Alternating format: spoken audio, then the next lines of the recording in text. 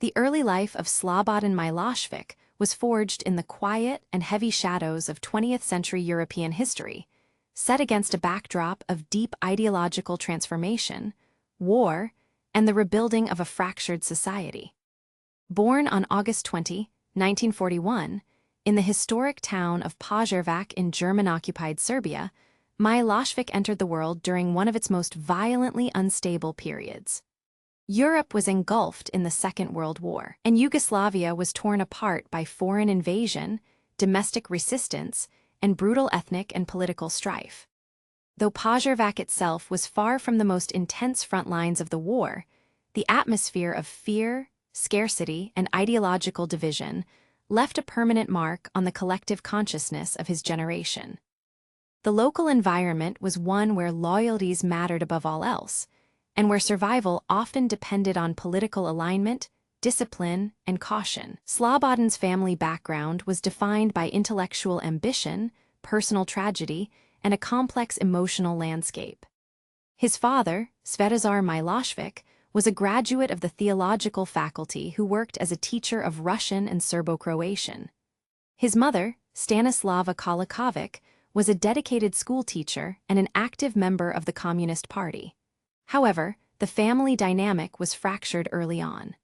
Svetozar and Stanislava separated, and his father eventually returned to his home region in Montenegro, leaving Stanislava to raise Slobodan and his older brother Borislav largely on her own.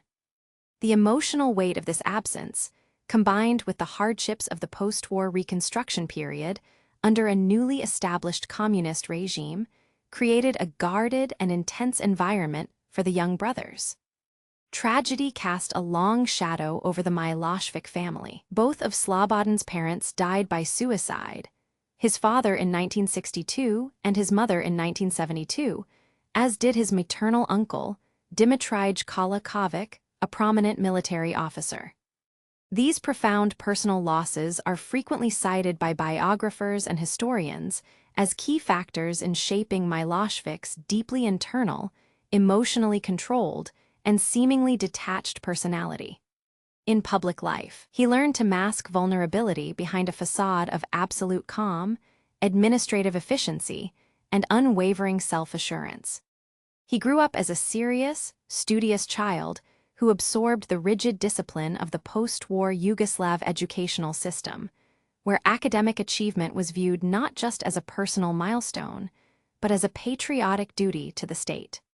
Following the end of the Second World War, Yugoslavia embarked on a massive, state-directed campaign of national reconstruction under the leadership of Josip Broz Tito and the Communist Party of Yugoslavia.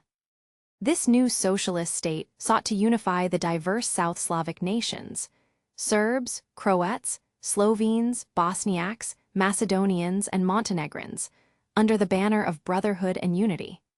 For a young, ambitious student like Milošević, the communist system provided a clear, meritocratic pathway for advancement. The party rewarded loyalty, ideological orthodoxy, and organizational competence.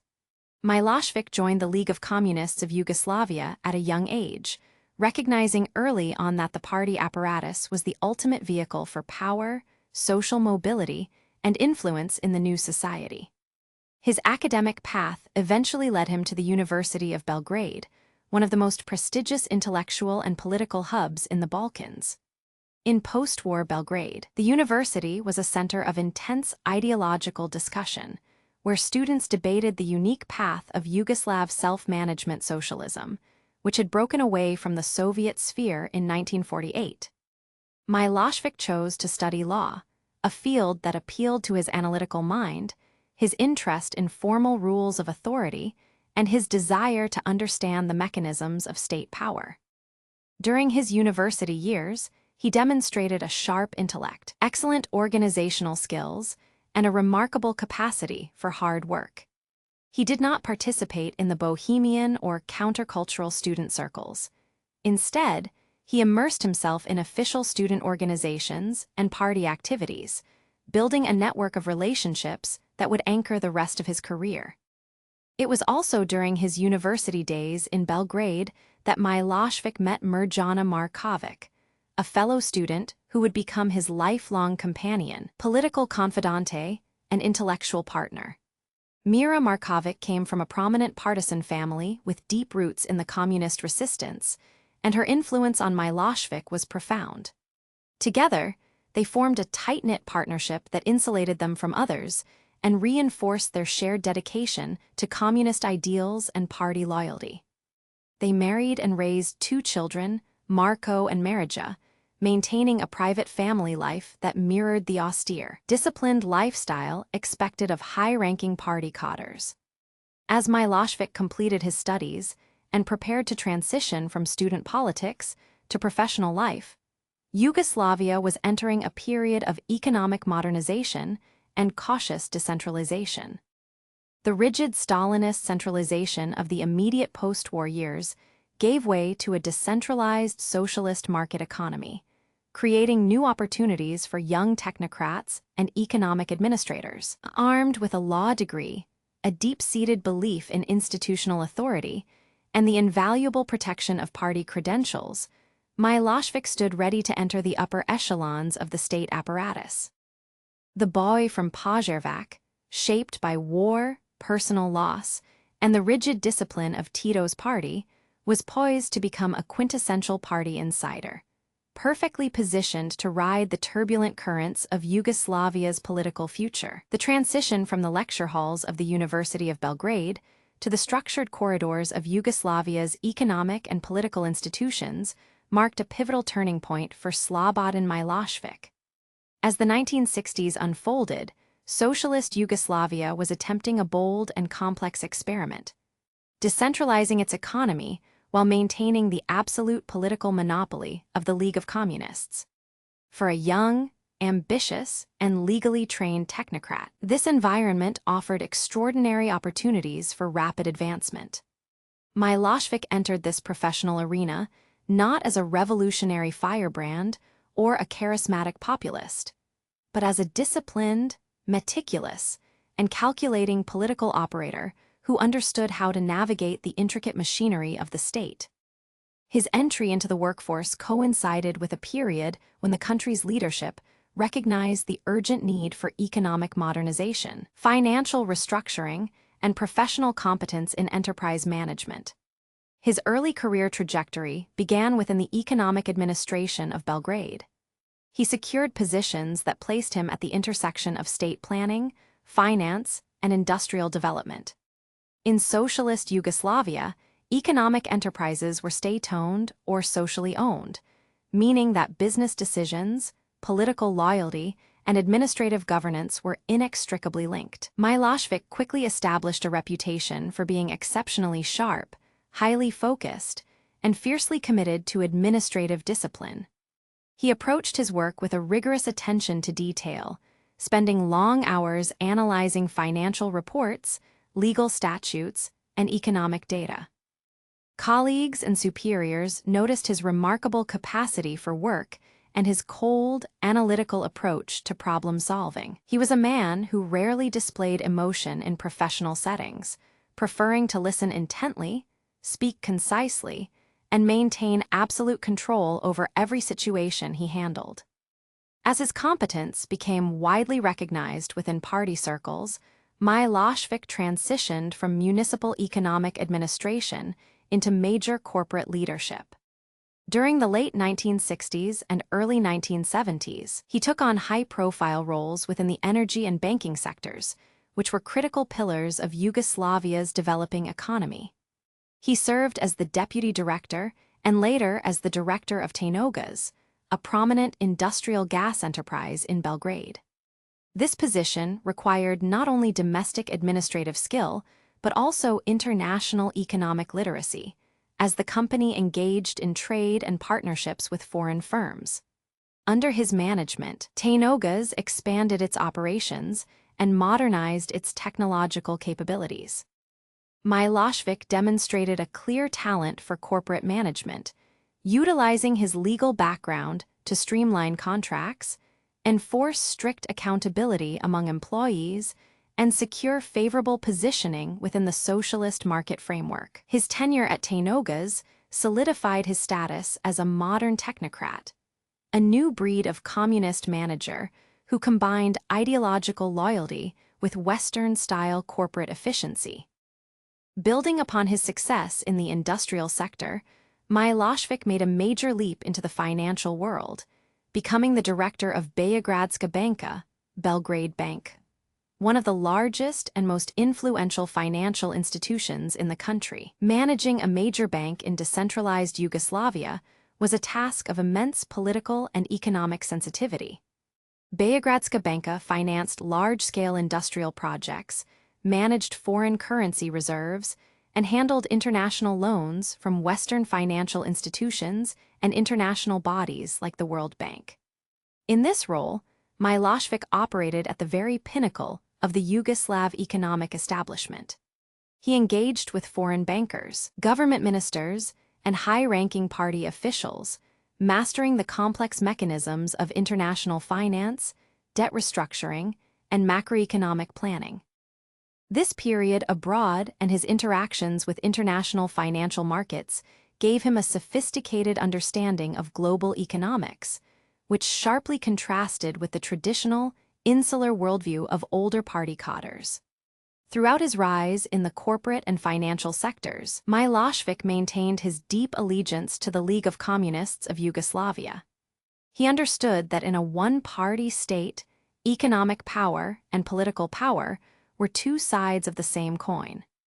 He actively participated in party committees within the workplace, ensuring that his managerial decisions aligned perfectly with party directives, while using his administrative success to bolster his political standing. He was neither an ideological dogmatist who spouted empty rhetoric, nor a reformer who sought to dismantle socialism. Rather, he was a pragmatic institutionalist. He viewed the party apparatus as the ultimate instrument for maintaining order, achieving stability, and advancing his own career. His political style was characterized by extreme caution and calculated loyalty. He avoided taking unnecessary risks during factional party disputes, choosing instead to observe quietly, align himself with the winning side, and steadily expand his network of influential allies. One of the most crucial relationships of this period, both personally and professionally, remained his partnership with Mirjana Marković. While Milošević climbed the ladder in banking and industry, Mira pursued an academic career in sociology at the University of Belgrade, eventually becoming a university professor and an influential intellectual voice within the communist sphere. Together, they formed a formidable couple who lived a relatively sequestered lifestyle, largely avoiding the lavish social circles of Belgrade's elite. Their shared dedication to communist principles, combined with their intellectual intensity, created a private world that reinforced their mutual ambitions. Friends and observers noted that Mira was often the intellectual sounding board for Slobodan, helping him refine his political philosophy and maintaining his ideological resolve as the wider Yugoslav society began to experience economic strain and ideological fatigue. By the late 1970s and early 1980s, the economic foundation of Tito's Yugoslavia began to show deep structural cracks. The rapid industrial expansion and modernization programs of the previous decades had been heavily financed by foreign loans. When global economic crises hit in the 1970s, compounded by rising oil prices and mounting foreign debt, the Yugoslav self-management model began to falter. Inflation rose, shortages of imported goods became common, and friction between the constituent republics over economic distribution intensified. It was precisely during this time of growing anxiety that Milošević's administrative background and financial expertise made him an invaluable asset to the party leadership. He was seen as a safe pair of hands, a disciplined manager who could enforce austerity, negotiate with foreign creditors, and maintain order within state institutions. His transition from the boardrooms of Beogradska banka back into full-time, high-level political office was seamless. Backed by powerful political patrons within the Serbian party organization, most notably Ivan Stambolic, a close personal friend and political mentor who recognized his exceptional organizational talents, Milošević stepped firmly into the formal political arena. He took on leadership roles within the city committee of the League of Communists of Belgrade, where he began to apply his corporate management style to political governance. He demanded strict discipline from subordinates, valued bureaucratic efficiency over ideological debate, and demonstrated a ruthless pragmatism in sidelining political rivals. In these formative years as a party insider, Milošević perfected the traits that would define his later career: an impassive public demeanor, an absolute mastery of institutional bureaucracy, a keen sense for where power truly resided, and a total commitment to preserving the authority of the state and the party. He was no longer just a promising young graduate from Požarevac or a successful bank director. He was a hardened political operator embedded in the upper echelons of Serbia's leadership. As Yugoslavia entered the precarious post-Tito era following the longtime leader's death in 1980, the stage was set for Milošević to leverage his position, his network, and his institutional power to step out of the shadows and onto the center stage of history. The transition from the secure boardrooms of finance and municipal administration into the volatile political arena of late 1980s Yugoslavia marked the most decisive turning point in the life of Slobodan Milošević. For years, he had operated as a reliable, disciplined technocrat, a man who understood banking, industrial planning, and party loyalty behind closed doors. But as the decade progressed, the underlying tensions of the Yugoslav Federation began to fracture along ethnic, regional, and historical fault lines. At the center of this gathering storm was the autonomous province of Kosovo, a historic heartland for Serbs that had experienced decades of rising demographic shifts, political agitation, and intense ethnic friction between the majority Albanian population and the minority Serb and Montenegrin residents. For the political establishment in Belgrade, Kosovo was becoming an open wound, a symbol of national decline, and a test of the regime's ability to maintain stability and protect its citizens. By the mid-1980s, complaints from local Serbs and Montenegrins in Kosovo regarding discrimination, intimidation, and pressure to emigrate reached a boiling point. These grievances were not merely local disputes. They struck at the deep emotional and historical sensitivities of Serbian national identity.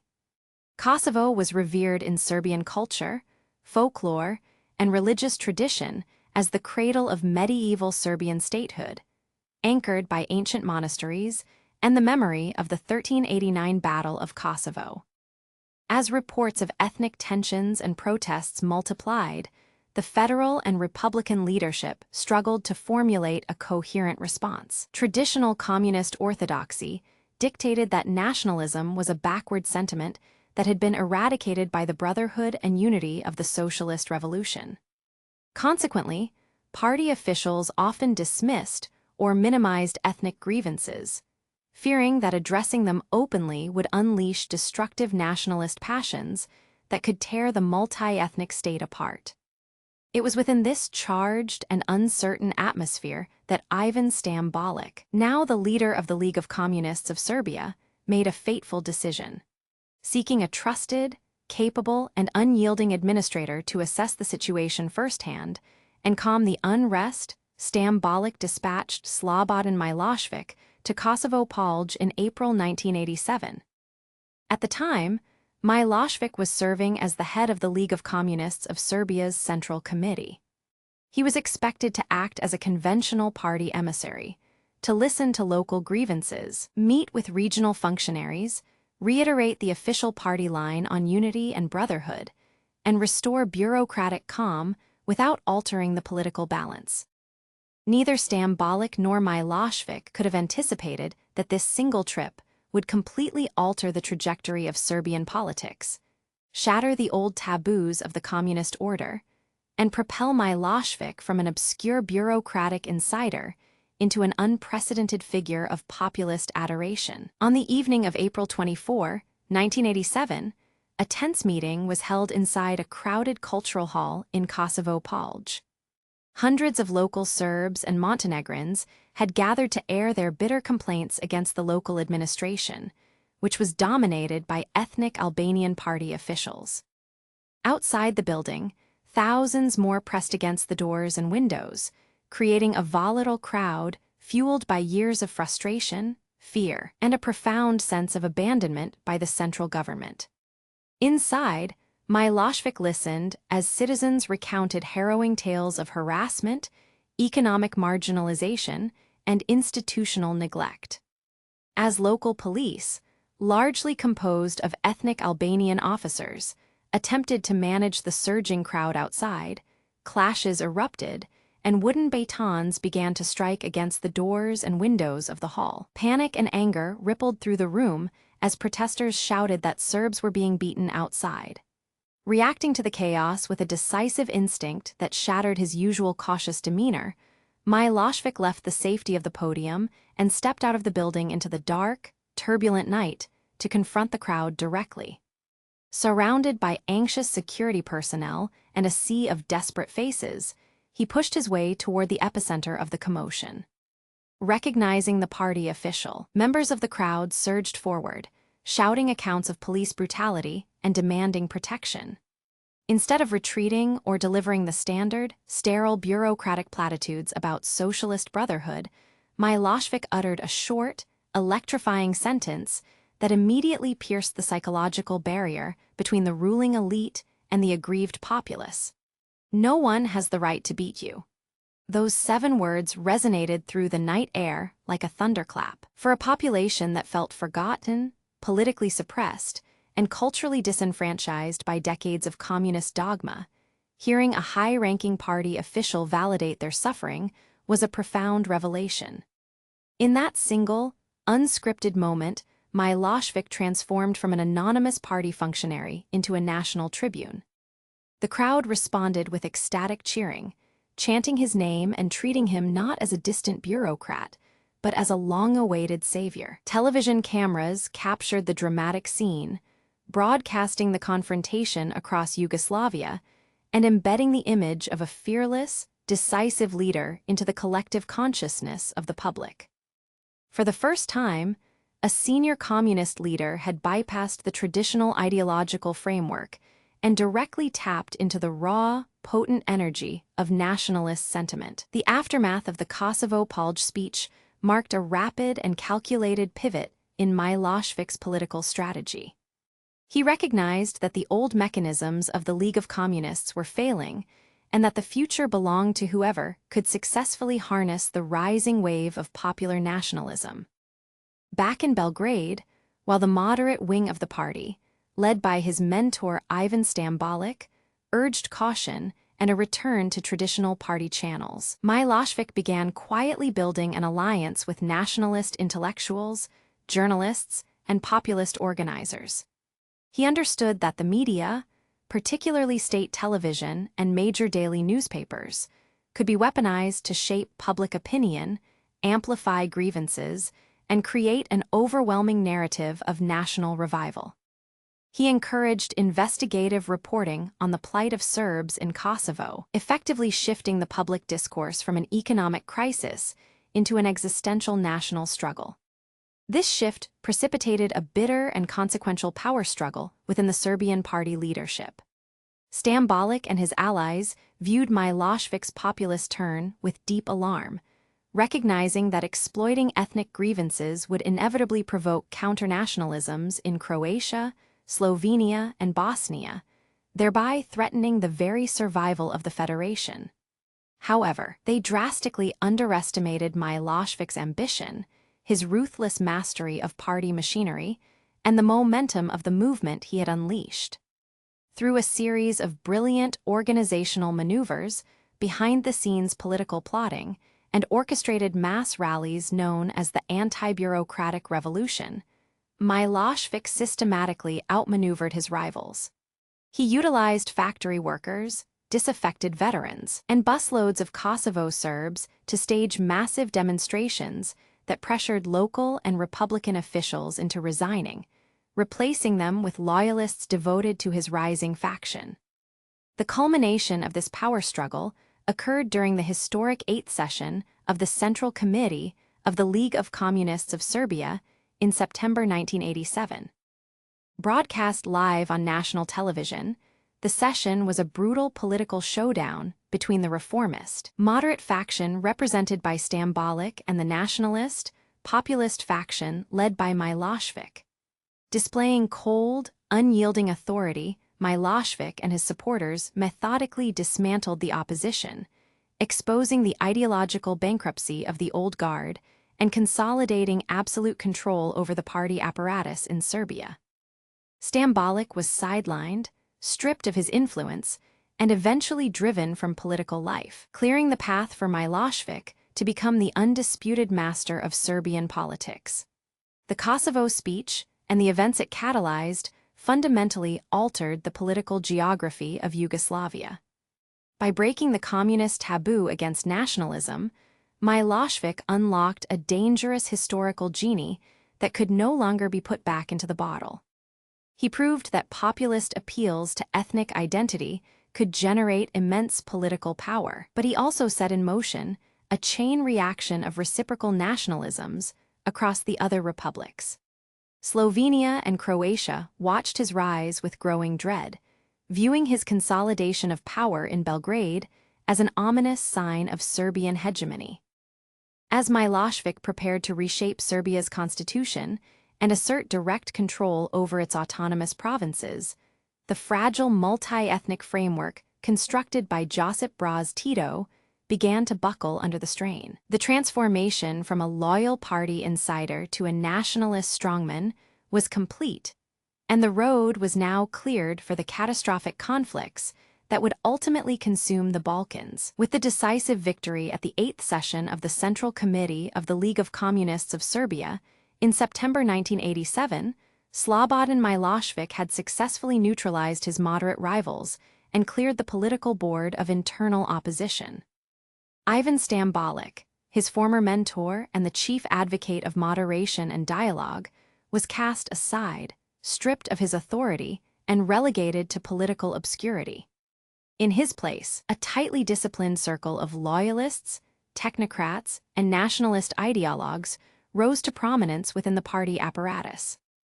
Milošević now stood as the undisputed master of Serbian politics, possessing a level of concentrated authority that had not been seen in the republic since the height of the post-war communist regime. Yet, rather than using this newfound power to stabilize the federal state or seek compromise with neighboring republics, he recognized that his political survival and continued ascension depended entirely on maintaining the momentum of the populist movement that had brought him to power. He had tasted the intoxicating potency of mass mobilization, and he was determined to institutionalize it. The consolidation of power in Serbia during the late 1980s was not merely a matter of bureaucratic reshuffling or internal party control. It required a fundamental restructuring of the political, legal, and social fabric of the republic and its relationship with the broader Yugoslav Federation. At the core of Milošević's strategy was the dismantling of the constitutional autonomy enjoyed by the provinces of Kosovo and Vojvodina, which had been enshrined in the 1974 Yugoslav constitution. That constitution, meticulously crafted under the long-standing leadership of Josip Broz Tito, was designed to balance ethnic power by granting substantial self-governing rights to provinces within the constituent republics, particularly to prevent any single republic, especially Serbia, the largest and most populous of the six, from dominating the federal structure. For Serbian nationalists, the 1974 constitution was viewed as an historic humiliation that artificially divided the Serbian nation and crippled its political agency. Milošević seized upon this grievance with calculated precision, transforming constitutional reform into a sacred national crusade. To achieve these sweeping structural changes, the Milošević regime deployed a powerful dual-track strategy combining aggressive street-level populism with the systematic subjugation of state institutions. On the streets, a phenomenon known as the anti-bureaucratic revolution began to unfold across Serbia and its provinces. This movement was characterized by a wave of orchestrated mass rallies, demonstrations, and protests that brought hundreds of thousands of people into public squares. Industrial workers facing economic stagnation, disaffected war veterans, students, and busloads of passionate Kosovo Serbs were mobilized by party organizers and state-backed media to voice their grievances. These rallies were meticulously choreographed spectacles designed to project an image of unstoppable popular will. Whenever local leadership resisted Milošević's directives or attempted to defend regional autonomy, the crowds were deployed as a battering ram. Banners bearing nationalist slogans, portraits of Milošević, and historical Serbian iconography flooded the public space, creating an environment where dissent was treated as treason against the nation. Behind these roaring crowds lay a far more calculated and insidious mechanism of control: the state-controlled media, television, and print journalism. Milošević recognized earlier than most contemporary politicians that absolute control over information was the ultimate guarantor of political longevity. During the late 1980s, the regime systematically purged independent voices from the editorial boards of major newspapers, radio stations, and television networks, replacing professional journalists with loyal propagandists. Radio-television Belgrade became the primary instrument for shaping public consciousness, broadcasting nightly news programs that carefully curated reality to serve the regime's political objectives. Complex socio-economic crises, inflation, and shortages of everyday goods were systematically overshadowed by a relentless, emotional narrative of Serbian victimhood, historical injustice, and existential threat. Through this constant media bombardment, the population was conditioned to view every political dispute through an ethnic lens, where compromise was framed as capitulation, and any critic of the regime was branded as an enemy of the Serbian people. This tightening grip on information and public assembly soon yielded direct political results as the regime turned its attention toward the autonomous provinces. In Vojvodina, the northern agricultural province, with a multi-ethnic population, including a large Hungarian minority, local communist leaders attempted to resist the growing pressure from Belgrade, warning that populist manipulation would destroy the delicate ethnic harmony of the region. In response, the Milošević regime orchestrated massive protests, organizing industrial workers and local Serbs to march on the provincial capital of Novi Sad in the autumn of 1988. Facing overwhelming pressure from the streets and coordinated political maneuvering from Belgrade, the provincial leadership was forced to resign en masse, replaced instantly by loyalists obedient to Milošević's faction.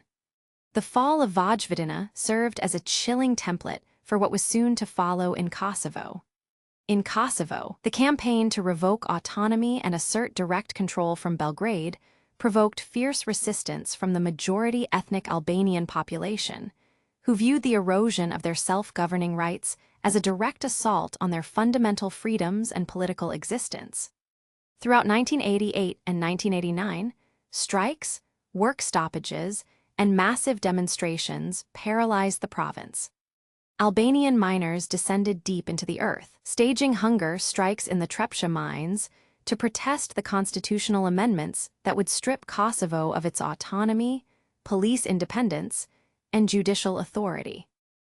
The strikes became a powerful symbol of defiance against the centralizing drive of the Belgrade regime, drawing international attention and deepening the profound ethnic polarization that was tearing the region apart. Milošević and his supporters responded to the Kosovo crisis with uncompromising severity, blending political ultimatums with direct state coercion. In March 1989, under the shadow of heavy police deployments and armored vehicles, stationed outside the Provincial Assembly building in Pristina. The Kosovo Assembly was coerced into voting for sweeping constitutional changes that effectively abolished the province's autonomy and placed it under the direct administrative control of Belgrade. While Serbian state television celebrated the move as a historic triumph of justice and national unification, the reality on the ground in Kosovo was one of profound subjugation and despair.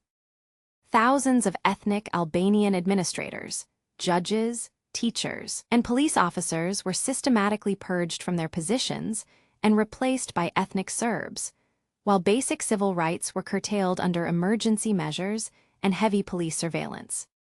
The suppression of Kosovo marked a critical threshold. It demonstrated that the Milošević regime was willing to use state power and coercion to override constitutional protections, setting a dangerous precedent that would soon reverberate across the entire Yugoslav Federation. The consolidation of power in Serbia and its provinces fundamentally altered the balance of power within the fragile architecture of the federal state. In the rotating presidency of Yugoslavia and the federal parliament, Milošević now commanded not only the vote of Serbia proper, but also the controlled votes of Vojvodina, Kosovo, and Montenegro, where a similar coup had brought a pro-Milošević leadership to power. This effectively gave his faction a commanding block of 4 out of 8 votes in the federal presidency, paralyzing the decision-making process of the federation and alarming the remaining republics.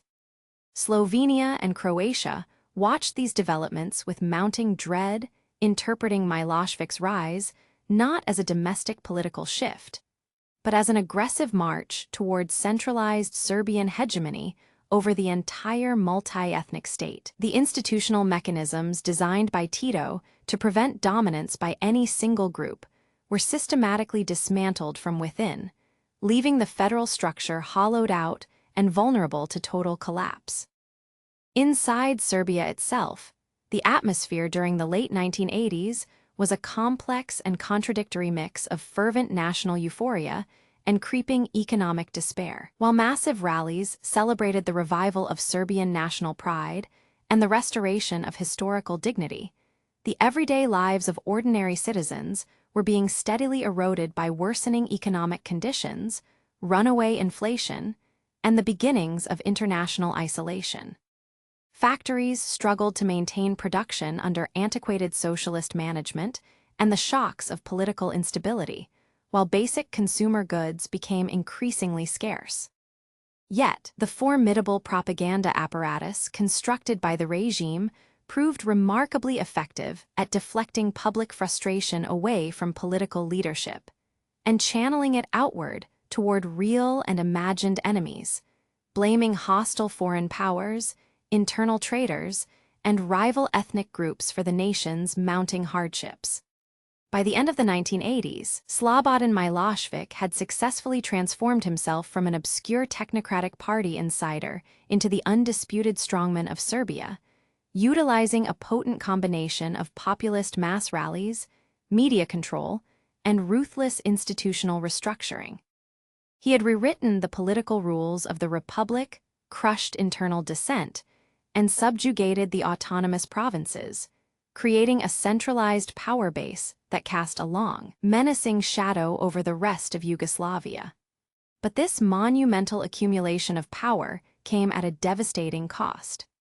By shattering the old federal consensus, alienating the non-Serb republics, and unleashing the destructive forces of ethnic nationalism as an instrument of statecraft, Milošević had set the entire Yugoslav Federation on an irreversible collision course with history. The machinery of state that he had mastered to secure his domestic dominance was now poised to drag the entire region into a dark era of disintegration, bitterness, and catastrophic conflict. As the decade of the 1980s drew to a close, the Yugoslav Federation stood at the precipice of a profound historical fracture. The political tectonic plates beneath the multi-ethnic state were shifting violently, driven by the seismic changes that Slobodan Milošević had engineered within Serbia and its subordinate provinces. What had once been a functioning, if increasingly strained. Federal Republic was rapidly disintegrating into a collection of mutually suspicious and hostile political enclaves. The central institutions of Yugoslavia, designed by Josip Broz Tito and his comrades to maintain a delicate balance of power among the 6 constituent republics and 2 autonomous provinces, were paralyzed. With Serbia now controlling 4 of the 8 votes in the collective federal presidency, thanks to the subjugation of Kosovo, Vojvodina, and Montenegro, the mechanisms of consensus and compromise were effectively shattered. The remaining republics watched Belgrade's centralizing maneuvers with alarm, realizing that the federal framework they had known for decades was being fundamentally rewritten to serve the ambitions of a single nationalist strongman. Nowhere was this realization felt more acutely than in the northern, economically prosperous republics of Slovenia and Croatia. For years, Slovenian intellectuals, reformists, and political leaders had been voicing growing discontent with the inefficiencies of the federal economic system, the dominance of federal bureaucracy, and the restrictions placed on political pluralism.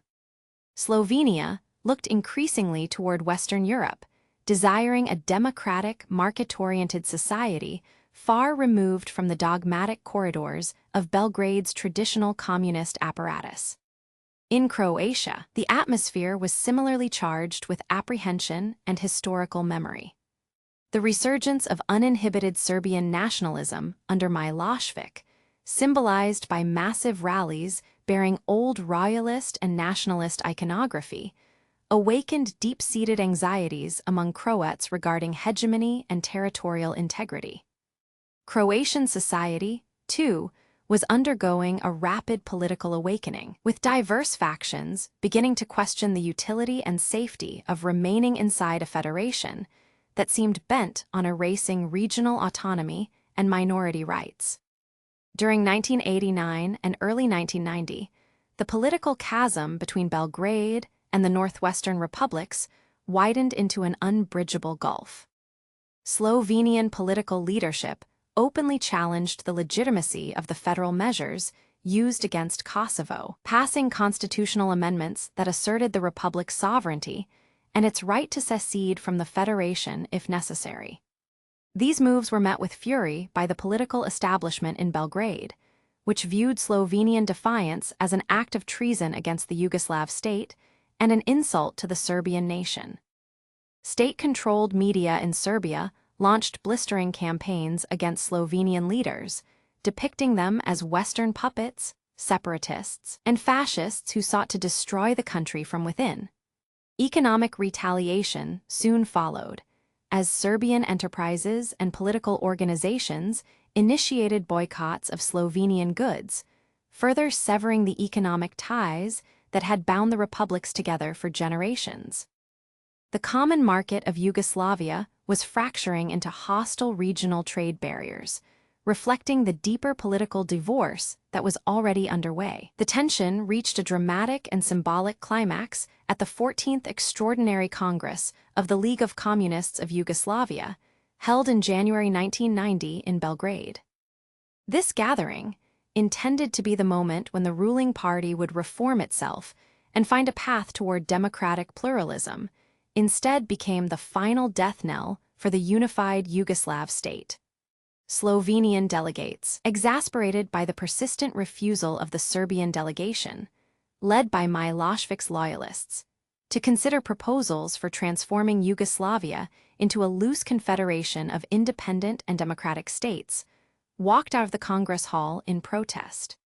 Rather than attempting to compromise or bring the Slovenian delegates back to the negotiating table, the remaining majority, dominated by the Serbian faction, decided to press ahead with their own agenda. Croatian delegates, seeing the writing on the wall and realizing that the party could no longer function as a neutral arbiter of federal interests, announced their own withdrawal from the Congress. The monolithic party that had held Yugoslavia together through the force of ideology and discipline since the end of the Second World War was broken, splitting along deeply entrenched ethnic and republican lines. Following the collapse of the Party Congress, the trajectory toward the total dissolution of the Federation accelerated at a relentless pace. Throughout the spring and summer of 1990, the political landscape of Yugoslavia transformed dramatically as the first multi-party elections in decades were organized across the republics. In Slovenia and Croatia, elections brought newly formed democratic, anti-communist, and nationalist parties to power, parties that had explicit mandates to pursue greater independence or complete separation from the Yugoslav Federation. In Serbia, by contrast, Slobodan Milošević and his newly rebranded party, the Socialist Party of Serbia, transformed from the old League of Communists, easily retained power by capitalizing on the nationalist fervor they had cultivated over the previous 3 years. Milošević presented himself as the fierce defender of Serbian national interests against what he portrayed as external conspiracies and internal fragmentation, securing a resounding electoral victory that cemented his domestic authority even as the state around him crumbled. The divergence in electoral outcomes created a surreal and unsustainable political reality. Slovenia and Croatia were now governed by administrations that viewed the federal government in Belgrade, and the Serbian leadership in particular, not as a legitimate central authority, but as an existential threat to their sovereignty. Discussions and negotiations regarding the future of the Federation degenerated into sterile ultimatums. Slovenian and Croatian leaders proposed a confederation of sovereign states, a loose arrangement that would allow economic cooperation without political subordination. Milošević and the military leadership flatly rejected these proposals, insisting that any loosening of the federal structure would lead to the immediate fragmentation of the Serbian people, millions of whom lived outside the borders of Serbia proper, most notably in the Nin region of Croatia and throughout the ethnically mixed Republic of Bosnia and Herzegovina. The protection of these dispersed Serb populations became the central rhetorical pivot for Belgrade, transforming abstract constitutional debates into a volatile security crisis. As political negotiations failed, the ground beneath the feet of ordinary citizens began to tremble with the unmistakable portents of approaching violence.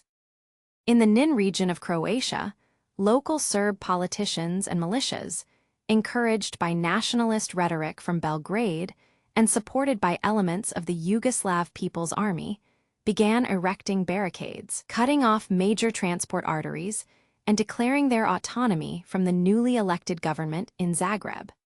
These actions, known colloquially as the Log Revolution, served as a chilling manifestation of how quickly political polarization could translate into physical disruption and localized conflict.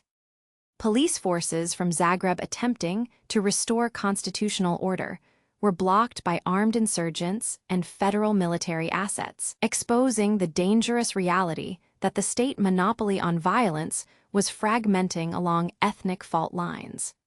The federal military, ostensibly sworn to protect the entire country and maintain its territorial integrity, was increasingly perceived by non-Serb republics as an instrument of Serbian political objectives. Inside Serbia, the general populace experienced a strange and contradictory mood of aggressive national confidence paired with deepening economic misery. The international community watched with growing apprehension as diplomatic channels struggled to keep pace with the rapidly deteriorating situation on the ground. Western governments and European institutions issued repeated warnings that any unilateral declarations of independence or attempts to alter borders by force would result in total international isolation and severe economic penalties. Yet, these warnings fell largely on deaf ears in Belgrade, where the political leadership remained convinced of the righteousness of their cause and the strength of their position. Milošević continued to rally public support through state television, ensuring that the population viewed every diplomatic pressure as proof of a hostile global conspiracy against the Serbian nation. By the end of 1990, the Yugoslav Federation existed in name only. The institutional glue that had held the diverse republics together for nearly half a century had dissolved in a toxic mixture of nationalist demagoguery, historical grievances, unyielding political ambitions, and the collapse of economic life. Slovenia and Croatia were openly preparing for formal disassociation, while the Serbian leadership was solidifying its resolve to protect its territorial vision through whatever means necessary, including the mobilization of military force. The choices made by Milošević and other regional leaders during this fateful period irrevocably closed the door on peaceful coexistence or democratic reform. A country that had prided itself on its independence, its non-aligned status, and its multi-ethnic brotherhood was coming apart at the seams, leaving in its wake a vacuum that would soon be filled by the dark realities of war. The transition from political crisis to open warfare in Yugoslavia was neither sudden nor accidental. It was the catastrophic culmination of years of manufactured grievances, escalating rhetoric, and the systematic dismantling of institutional checks and balances. By the opening months of 1991, the political deadlock between the federal republics had reached a point of absolute exhaustion. Slovenia and Croatia, having held democratic elections that decisively rejected the old communist and centralist paradigms, were moving steadily toward formal independence.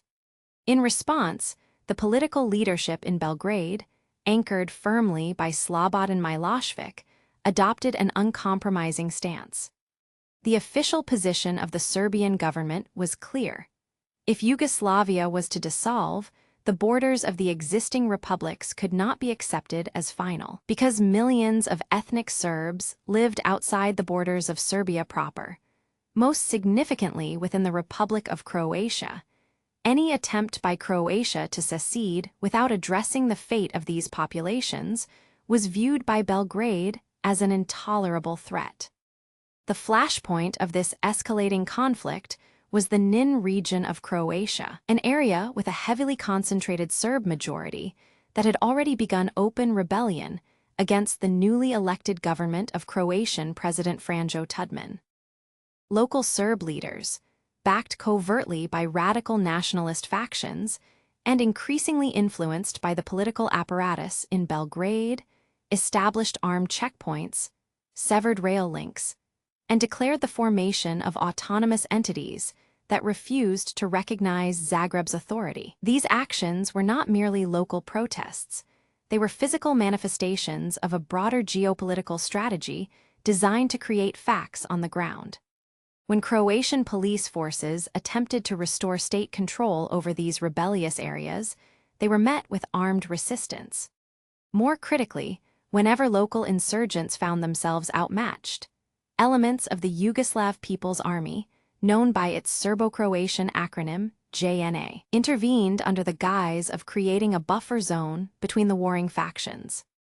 In practice, however, the JNA, which was undergoing a rapid internal transformation as non-Serb officers and soldiers departed, increasingly operated as an instrument of Serbian national objectives, shielding Serb insurgent forces and securing territory at the expense of Croatian jurisdiction. The situation deteriorated from localized skirmishes into full-scale military confrontation during the spring and summer of 1991.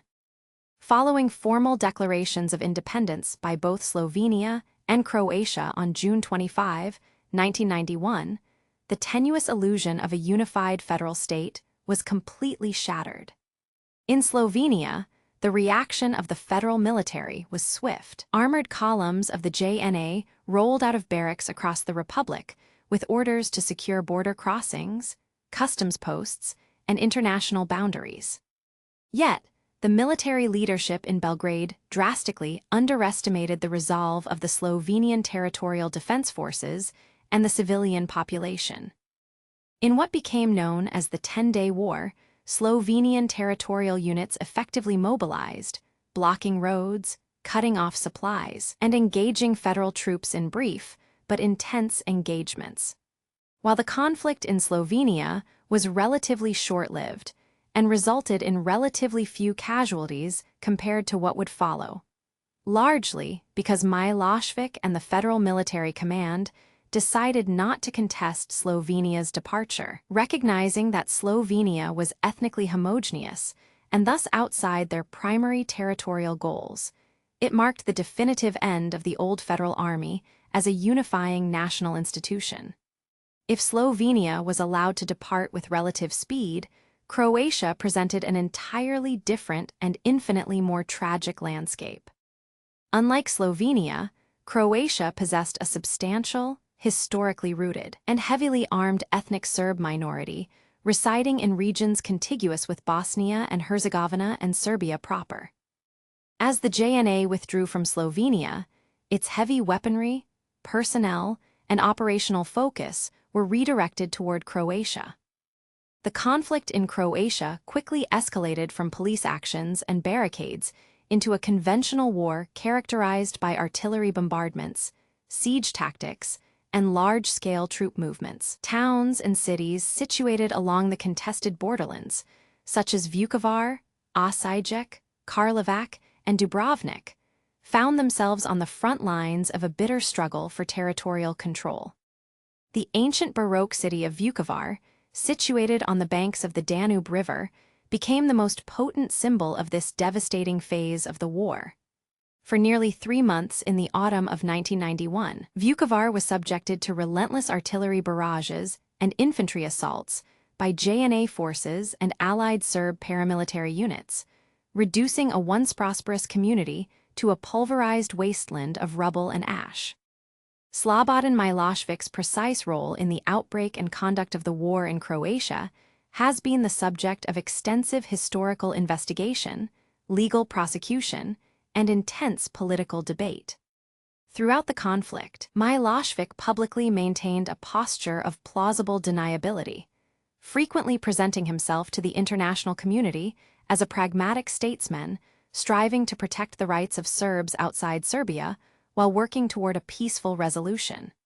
He often engaged in lengthy diplomatic negotiations with European and United Nations mediators, signing numerous ceasefire agreements that were routinely broken on the ground. Yet, behind the official diplomatic facade, the relationship between Milošević's government in Belgrade and the self-declared Serb leadership in Croatia was deeply integrated. Financial support, military logistics, fuel, ammunition, and military personnel flowed continuously from Serbia into the conflict zones. Paramilitary commanders whose names would soon become synonymous with atrocities and ethnic cleansing, figures such as Željko Ražnatović, known as Arkin, and Vojislav Šešelj, operated with the tacit approval, logistical backing, and coordination of state security structures controlled by Milošević's regime. The human cost of this first major chapter of the Yugoslav wars was catastrophic and immediate. Hundreds of thousands of civilians were forcibly displaced from their homes in what became known to the world as ethnic cleansing, a systematic campaign designed to create ethnically homogeneous territories by terrorizing, expelling, or murdering non-Serb populations in areas claimed by Serb forces, and conversely, driving ethnic Serbs from regions controlled by Croatian forces. Columns of refugees, carrying whatever meager belongings they could salvage, choked the roads of the Balkans, bearing witness to the rapid collapse of decades of multi-ethnic coexistence. Families were torn apart, communities that had lived side by side for generations were permanently severed by suspicion and hatred, and the physical infrastructure of the region was systematically ruined. The international community, initially slow to grasp the depth of the tragedy, found its diplomatic initiatives repeatedly undermined by the willingness of regional leaders to use force to achieve their political aims. Within Serbia itself, the war was presented through state-controlled media not as an aggressive war of conquest, but as a defensive crusade necessary to protect the Serbian nation from the resurgence of fascism and the destruction of ancestral rights. State television broadcasted continuous streams of nationalist programming, glorifying the military efforts of the JNA and Serb volunteers, while demonizing the Croatian leadership as Ustaše, invoking the dark historical memories of the World War II fascist regime that had persecuted Serbs in the independent state of Croatia. This potent propaganda machine successfully shielded the general public from the harsher realities of the war for a considerable period, fostering a siege mentality where every international sanction, economic hardship, and diplomatic condemnation was interpreted as proof of a global anti-Serbian conspiracy. Dissenting voices within Serbia, including anti-war protesters, independent journalists, and opposition politicians who marched in the streets of Belgrade demanding an end to the bloodshed, were marginalized, harassed, or dismissed by the state apparatus as traitors to the nation. By the end of 1991, the geopolitical map of Yugoslavia had been irrevocably redrawn through blood and fire.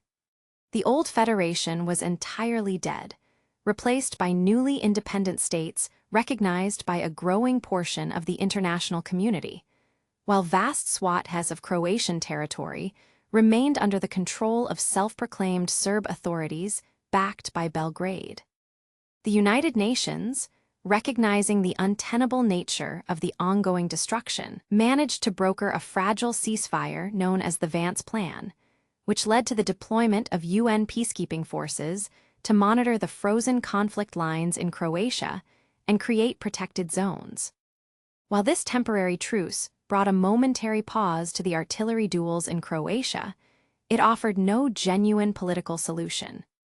Instead, the cessation of full-scale war in Croatia merely shifted the epicenter of the Balkan crisis further south, toward the multi-ethnic and deeply divided Republic of Bosnia and Herzegovina, where the tensions, ambitions, and demographic complexities that had destroyed Yugoslavia were already converging toward an even bloodier catastrophe. As the fragile ceasefire took hold in the battered landscapes of Croatia, the center of gravity of the unfolding Balkan catastrophe shifted inexorably toward the Republic of Bosnia and Herzegovina. If the war in Croatia had shocked Europe with its brutality, the conflict that was about to engulf Bosnia would surpass it in scale, complexity, and human suffering, earning its grim distinction as the bloodiest chapter of the Yugoslav wars. Bosnia and Herzegovina was not merely a republic, it was a microcosm of Yugoslavia itself, a deeply integrated multi-ethnic tapestry where Serbs, Bosniaks, and Croats lived interspersed across towns, villages, and cities, sharing neighborhoods, workplaces, and families. For decades under socialist rule, this mosaic had functioned under the banner of brotherhood and unity. However, as the federal structure dissolved and nationalist ideologies took hold in Belgrade, Zagreb, and Sarajevo, this shared existence was deliberately unraveled by political architects who viewed ethnic cohabitation not as a strength, but as an existential vulnerability. The demographic structure of Bosnia and Herzegovina made any attempt at secession or national self-determination an explosive proposition. Unlike Slovenia, which was ethnically homogeneous, or Croatia, which possessed a clear majority with a distinct minority pocket, Bosnia was a tripartite home. Muslims, or Bosniaks, constituted the largest single demographic group, followed closely by a substantial Serbian population and a significant Croatian minority. When the government of Bosnia and Herzegovina, led by President Alija Izetbegović, moved toward holding a referendum on independence in early 1992, prompted by the recognition of Slovenian and Croatian statehood by the European community, the political leadership of the Bosnian Serbs, headed by Radovan Karadzic and closely aligned with Slobodan Milošević's regime in Belgrade, drew a hard line of resistance. The Bosnian Serb leadership declared that they would never accept living in an independent Bosnia, detached from a Serb-dominated state, threatening partition and open conflict if the referendum proceeded. The referendum, held in late February and early March of 1992, resulted in an overwhelming vote in favor of independence among participating Bosniak and Croat voters, while the vast majority of Bosnian Serbs boycotted the process. The international community quickly recognized Bosnia's independence, but this diplomatic milestone served as the immediate trigger for catastrophe. Across the Republic, barricades materialized overnight, transforming peaceful towns into tense, divided armed camps. Paramilitary units, local militias, and rogue elements flooded into the territory. The federal military apparatus, the JNA, which had already transformed into a de facto Serbian and Montenegrin force during the war in Croatia, was now strategically positioned throughout Bosnia. Rather than acting as a neutral peacekeeper, the JNA transferred massive arsenals, heavy artillery, armored vehicles, and thousands of troops directly to the newly formed army of Republika Srpska, commanded by General Ratko Mladic. This transfer gave the Bosnian Serb forces an overwhelming military advantage in heavy weaponry from the very first days of the conflict. The escalation of the Bosnian War was swift and merciless. In the spring of 1992, fighting erupted across numerous fronts, characterized by sudden assaults on multi-ethnic towns and cities, forced expulsions, and the systematic shelling of civilian areas. Strategic border regions, towns along the Drina River Valley, and multi-ethnic communities were targeted to clear non-Serb populations and establish a contiguous territory linking Bosnian Serb lands with Serbia proper. The city of Sarajevo, a historic symbol of multiculturalism and urban coexistence, found itself encircled by heavy artillery batteries positioned on the surrounding mountainsides. What followed was a prolonged, agonizing siege that would last for nearly 4 years. Day after day, the city's inhabitants endured relentless sniper fire and mortar bombardment while cut off from reliable supplies of water, electricity, and food. The siege of Sarajevo became a haunting global emblem of modern urban warfare, where ordinary civilians going about their daily lives were systematically targeted by unseen shooters. Slobodan Milošević's role during this darkest phase of the Balkan Wars was characterized by a complex duality of public diplomacy and covert operational support.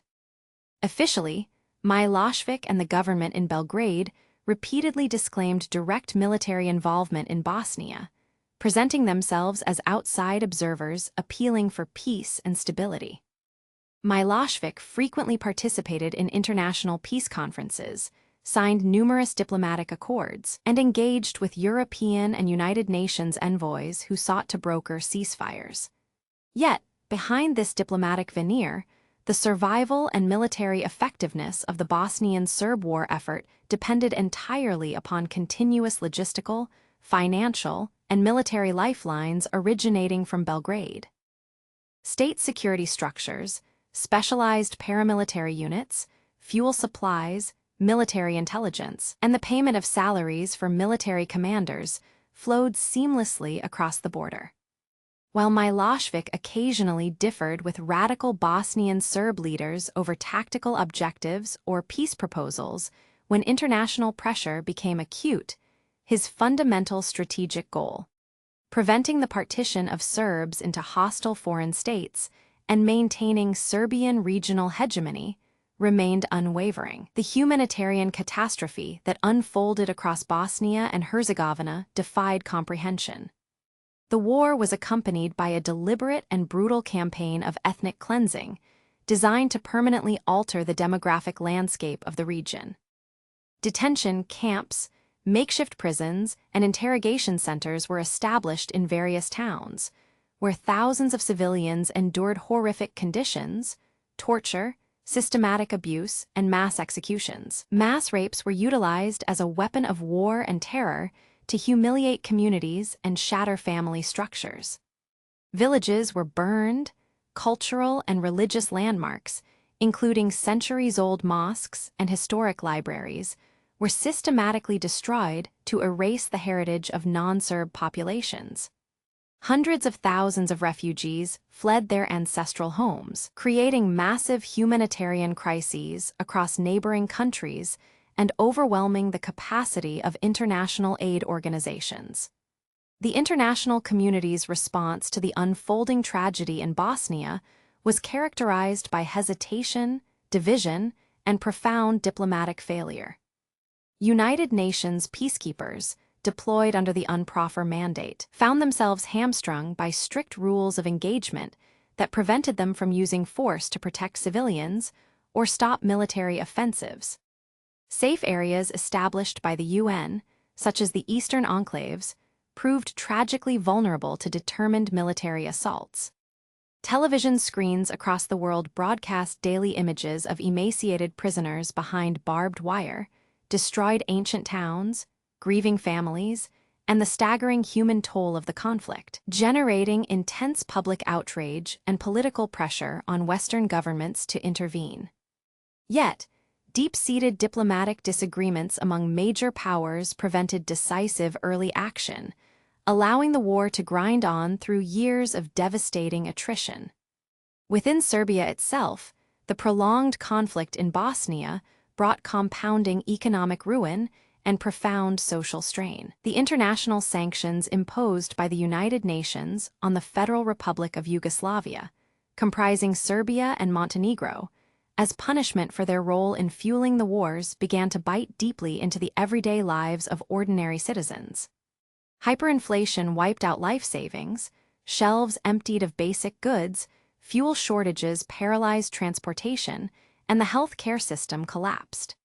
Despite this widespread misery, the state-controlled media in Belgrade maintained a relentless propaganda narrative, portraying the Serbian nation as a heroic defender against foreign aggression and Islamic fundamentalism. Dissent was heavily stifled, and young men drafted into military service faced a grim reality far removed from the nationalist glory promised on television. By the mid-1990s, the war in Bosnia had reached a brutal stalemate, exhausting all participants, devastating the region's future, and creating an urgent international imperative to forge a diplomatic solution before the entire region descended into total, irrecoverable ruin. While the battlefields of Bosnia raged and bled, a different kind of war was being fought inside Serbia itself.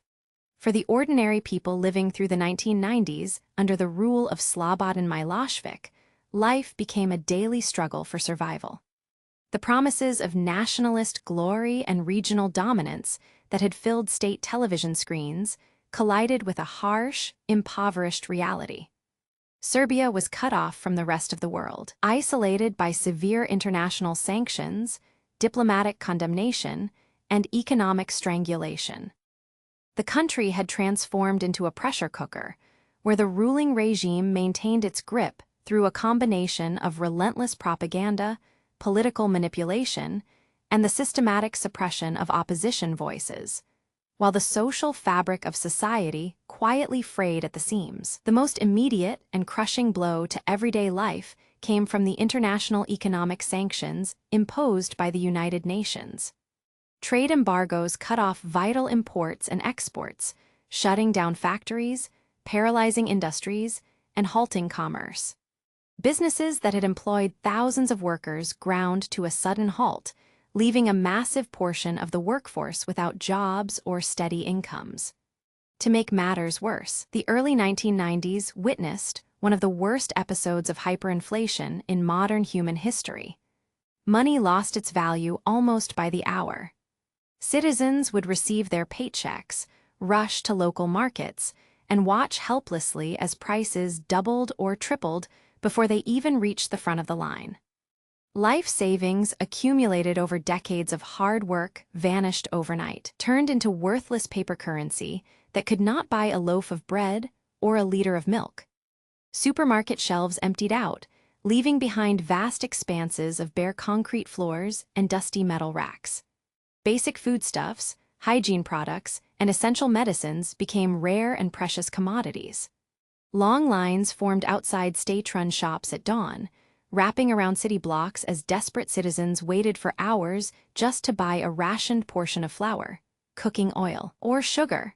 Fuel shortages paralyzed public transportation and made driving a personal car an expensive luxury. Drivers waited for days in endless queues at gasoline stations, while a sprawling black market emerged on street corners. Makeshift stalls appeared everywhere, operated by people trying to make ends meet by selling smuggled gasoline poured from plastic bottles, foreign cigarettes, and basic goods brought across borders from neighboring countries. The state-sanctioned economy had collapsed, replaced by a chaotic gray market where survival depended on resourcefulness, connections, and illegal trade. The healthcare system bore a catastrophic toll under the weight of the crisis. Hospitals and clinics ran out of essential drugs, surgical supplies, and basic medical equipment. Doctors and nurses worked tirelessly under impossible conditions, performing surgeries without adequate anesthesia or making life-and-death decisions based on dwindling resources. Incubators for newborns failed due to power outages, and elderly citizens struggled to find medications for chronic illnesses.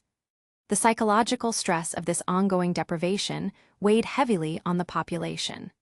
A profound sense of exhaustion and despair settled over cities like Belgrade, Niš, and Novi Sad.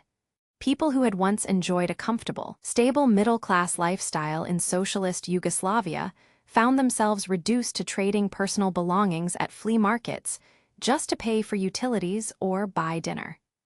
Yet, despite the deepening misery, the streets of Serbia's cities presented a striking contrast through the lens of state-controlled media. The Milošević regime maintained absolute authority over national television, radio, and major newspapers. State broadcasters transformed into powerful tools of political propaganda, pumping out a continuous stream of nationalist rhetoric, distortion, and distraction. Evening news broadcasts meticulously shaped public perception, portraying Serbia as a heroic, misunderstood defender standing firm against a hostile, conspiring world. Foreign powers, international organizations, and domestic opposition figures were routinely vilified as traitors, foreign mercenaries, or enemies of the state. The suffering caused by sanctions was blamed entirely on outside malice rather than domestic policies or the government's involvement in the wars. For hours every day, citizens were fed a narrative that justified hardship as a necessary sacrifice for national survival and unity. As economic conditions worsened and the true human cost of the wars became impossible to completely ignore, dissent began to bubble to the surface. A growing segment of the population refused to accept the official narrative. Intellectuals, university students, independent journalists, and ordinary workers started to question the regime's legitimacy. Independent media outlets, such as Radio B92 and independent newspapers, struggled against immense political pressure, financial strangulation, and police harassment to report the truth. These independent voices provided a vital lifeline for citizens seeking objective information about what was happening in the country and on the battlefields. Political opposition parties began to organize, though they were frequently fractured by internal rivalries and competing ambitions. Prominent opposition figures, civic activists, and student leaders started mobilizing public discontent. Throughout the mid-1990s, wave after wave of protests erupted across Serbian cities. Students marched through the streets of Belgrade blowing whistles, banging pots and pans, and holding banners that mocked the regime's propaganda. These demonstrations were met with heavy-handed police responses, batons, water cannons, and arrests, but the spirit of resistance could not be easily crushed. The government attempted to suppress dissent by dismissing independent professors, firing critical journalists, and intimidating business owners who supported opposition groups. Beneath the surface of political repression and economic decay, corruption flourished on a massive scale.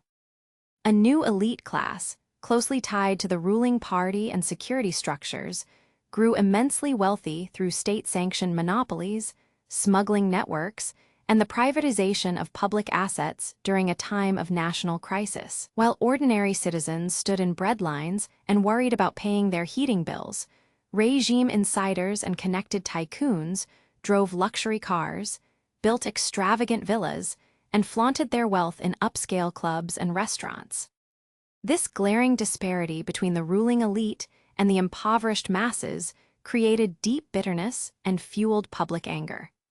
Inside the walls of government offices and presidential chambers, Slobodan Milošević maintained his authoritarian control by constantly shifting alliances, playing political rivals against one another, and projecting an image of absolute calm and unwavering authority. He appeared largely insulated from the suffering of the streets, surrounded by loyal bureaucrats, family members who influenced key political and economic decisions, and security chiefs who kept a watchful eye on potential threats. Milošević operated with the conviction that time was on his side, believing that public fatigue, exhaustion, and division among his opponents would ultimately work to his advantage. However, the gap between the government's promises and everyday reality had grown too wide to bridge. The 1990s in Serbia left deep, lasting scars on the national psyche. A generation of young people grew up knowing only war, sanctions, inflation, and isolation, prompting a massive brain drain as hundreds of thousands of educated professionals, scientists, artists, and youths packed their bags and emigrated to Western Europe, Canada, and the United States. They chose to leave behind a country trapped in the past rather than endure a future dictated by authoritarian rule and economic ruin. The foundation of Milošević's power was slowly eroding from within, hollowed out by persistent poverty, institutional decay, and the quiet, stubborn determination of citizens who longed to break down the walls of their isolation and rejoin the modern world. As the autumn air turned crisp in November 1995, the eyes of the entire world turned to a remote and heavily guarded military facility tucked away in the pine forests of Ohio. The conflict in Bosnia had dragged on for nearly 4 agonizing years, leaving behind a staggering toll of destruction, mass displacement, and human suffering that shocked the international community. Every previous diplomatic effort, peace plan, and ceasefire brokered by European and United Nations envoys had ultimately collapsed, undone by deep-seated hatreds, competing territorial ambitions, and the intransigence of local leaders. Yet, by the autumn of 1995, the ground had shifted. A combination of crushing economic sanctions, intense military pressure, shifting front lines on the ground, and a resolute push by the United States government finally created a narrow window for a serious diplomatic reckoning. At the center of this international storm stood Slobodan Milošević, a man who had spent years fueling the fires of nationalism, yet now arrived at the negotiating table as the indispensable proxy and negotiator for the Bosnian Serb cause. The venue chosen for these critical talks was Wright-Patterson Air Force Base near Dayton, Ohio. American diplomats, led by Assistant Secretary of State Richard Holbrooke, orchestrated a deliberate and aggressive strategy designed to break the cycle of failed negotiations. Unlike previous peace summits held in grand European hotels where delegates could easily walk out of discussions or appeal to the press, the Dayton talks were designed as diplomatic quarantine. The delegations representing Serbia, Croatia, and Bosnia-Herzegovina were sequestered inside the enclosed perimeter of the American military base, cut off from the outside world, media distractions, and comfortable distractions. Armed guards secured the perimeter, and delegates were housed in modest, functional quarters designed to keep them focused entirely on the arduous task of hammering out a peace agreement. For Slobodan Milošević, attending the Dayton talks marked a profound and calculated shift in his political posture. For years, Western leaders had denounced him as the primary author of the Balkan tragedies, the nationalist strongman whose political maneuvering had torn Yugoslavia apart. Yet, as the war in Bosnia threatened to spiral further out of control and undermine European stability, Western diplomats concluded that no peace agreement could be achieved or enforced without Milošević's participation. The Bosnian Serb leadership, including figures like Radovan Karadzic and Ratko Mladic, had been indicted for war crimes by the International Criminal Tribunal for the former Yugoslavia and were barred from the negotiations. Milošević seized this moment to position himself not merely as a party to the conflict, but as the supreme, pragmatic statesman authorized to negotiate and sign away territorial claims on behalf of all Serbs. Inside the conference rooms of the Ohio Air Base, the atmosphere was thick with tension, suspicion, and exhaustion. The negotiations were characterized by grueling, sleepless days and nights, explosive arguments, and dramatic standoffs. Richard Holbrooke and his team employed a relentless mix of intense pressure, diplomatic arm-twisting, and persuasive incentives to keep the reluctant leaders at the table.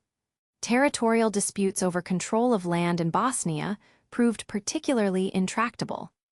Every mile of territory, every strategic corridor, and every town became the subject of fierce bargaining. Maps were spread across large tables, marked with colored lines, and debated down to the smallest village as weary delegates argued over the future shape of a fractured nation. Milošević played a central and commanding role throughout the three-week summit. Observers noted his calm, composed demeanor amidst the diplomatic chaos.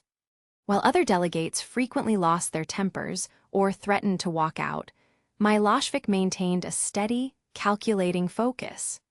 He understood that his domestic political survival and his desire to see international sanctions lifted from Serbia depended on reaching a viable settlement. When negotiations reached a critical impasse over the crucial issue of Sarajevo's suburbs and territorial division, Holbrooke brought intense personal pressure to bear directly on Milošević, making it clear that failure was not an option and that Serbia would face continued isolation if an agreement could not be reached. On November 21, 1995, after 21 days of intense isolation and painstaking compromise, a breakthrough was finally achieved. The delegations initialed the General Framework Agreement for Peace in Bosnia and Herzegovina, commonly known as the Dayton Peace Agreement. The formal signing ceremony would later take place in Paris in December. The agreement formally brought an end to the 3.5-year Bosnian War, establishing a complex, decentralized constitutional structure for Bosnia. The country was divided into two primary entities, the Federation of Bosnia and Herzegovina and the Republika Srpska, bound together by a weak central government. To ensure the fragile peace held, the agreement mandated the deployment of a heavily armed NATO-led implementation force to patrol separation zones and enforce the terms of the treaty. For the international community, the Dayton Agreement was hailed as a monumental triumph of American diplomacy and a necessary end to Europe's bloodiest conflict since the Second World War. For millions of exhausted citizens across the Balkans, the silencing of the guns brought an immense and profound sense of relief. Families could finally begin the slow, painful process of searching for missing loved ones, assessing the damage to their homes, and contemplating a future without the immediate terror of mortar fire and sniper bullets. The humanitarian catastrophe that had horrified television viewers around the world was finally drawing to a close. For Slobodan Milošević, the outcome of Dayton was a complex political triumph that temporarily altered his international standing. By delivering a signed peace agreement, he successfully cast himself in the eyes of Western leaders as a peacemaker and an indispensable partner in regional stability. Within a short time, the international community began the process of lifting the crippling economic sanctions that had choked Serbia's economy for years. Supermarket shelves slowly restocked, factories began to contemplate reopening, and the suffocating isolation of the early 1990s appeared to be lifting. Domestic state media hailed Milošević as a master diplomat who had successfully defended Serbian interests on the world stage and brought peace back to the region. Yet, beneath the surface of this diplomatic success, the Dayton Peace Agreement left deep, unresolved tensions that would haunt the Balkans for decades to come. The accord froze ethnic divisions into law, creating a cumbersome political apparatus that prioritized ethnic representation over functional governance. Hundreds of thousands of refugees displaced by ethnic cleansing were left with little realistic hope of returning safely to their original homes, effectively cementing the results of wartime demographic engineering. The core issues of accountability, justice, and reconciliation were largely sidelined in the urgent pursuit of a pragmatic ceasefire. Furthermore, by negotiating on behalf of Bosnian Serbs while distancing himself from their most extreme actions, Milošević demonstrated his willingness to abandon nationalist allies whenever political expediency required it. The triumph at Dayton provided Slobodan Milošević with a renewed lease on political power, masking the deep structural decay within Serbia itself. He returned to Belgrade not as a diminished leader humbled by the tragedies of the wars he helped unleash, but as a survivor who had outmaneuvered his domestic critics and successfully engaged with the superpowers. Yet, this fragile peace was built on shaky foundations. The economic ruin of the past decade had left lasting scars, and the unresolved grievances of a traumatized region continued to simmer. The peace brokered in the quiet pine forests of Ohio temporarily shielded Milošević from the consequences of his actions, but it only delayed a final, inevitable reckoning with his own people and with history. The fragile calm that had settled over the Balkans in the wake of the Dayton peace agreement did not last. While the guns had fallen silent in Bosnia, a profound and unresolved grievance continued to fester in the southern province of Kosovo. For nearly a decade, the ethnic Albanian majority in Kosovo had endured a system of intense political repression, institutional apartheid, and systematic discrimination imposed by Slobodan Milošević's government in Belgrade. Following the revocation of Kosovo's autonomous status in 1989, hundreds of thousands of Albanian workers had been dismissed from state jobs, Albanian language education had been dismantled, and the province had been placed under strict police control. For years, the prominent Albanian leader Ibrahim Rugova had advocated for a strategy of peaceful resistance and passive non-cooperation, hoping that international intervention would eventually secure their independence or self-rule. But as years passed with no tangible progress or international recognition, a deep sense of disillusionment spread among the younger generation of Kosovar Albanians. Peaceful protest had failed to alter the brutal reality of Serbian state control.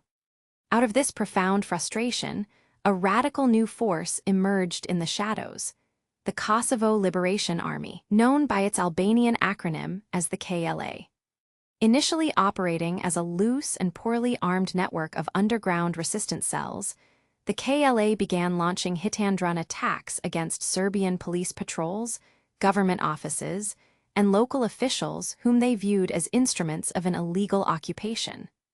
To the KLA fighters, armed insurrection was the only language the Belgrade regime understood. They envisioned a free Kosovo, wrested from Serbian control through direct military confrontation. For Milošević, the rise of the KLA was both a dangerous security threat and a convenient political tool.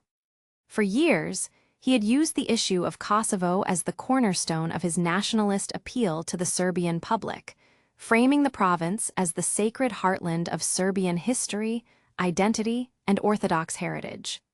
Now, the armed insurgency gave his regime the exact pretext it needed to reassert absolute control, deploy heavily armed security forces into the province, and crush any aspirations of Albanian self-determination once and for all. By early 1998, the low-level insurgency in Kosovo erupted into open and brutal warfare. Serbian special police units, backed by the Yugoslav army, launched massive counterinsurgency operations across the rural districts of Drenica and other KLA strongholds. These operations were characterized by overwhelming force, heavy artillery bombardments, and sweeping security raids. Entire villages suspected of harboring insurgents were surrounded, shelled, and subjected to violent clearance operations.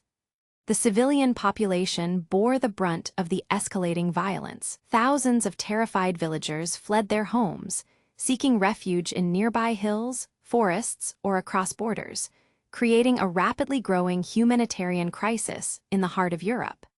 Images of burning farmhouses, displaced families trudging along muddy roads with tractors, and terrified children began filtering out to the international media, shocking a world that had hoped the Balkan Wars were finished for good.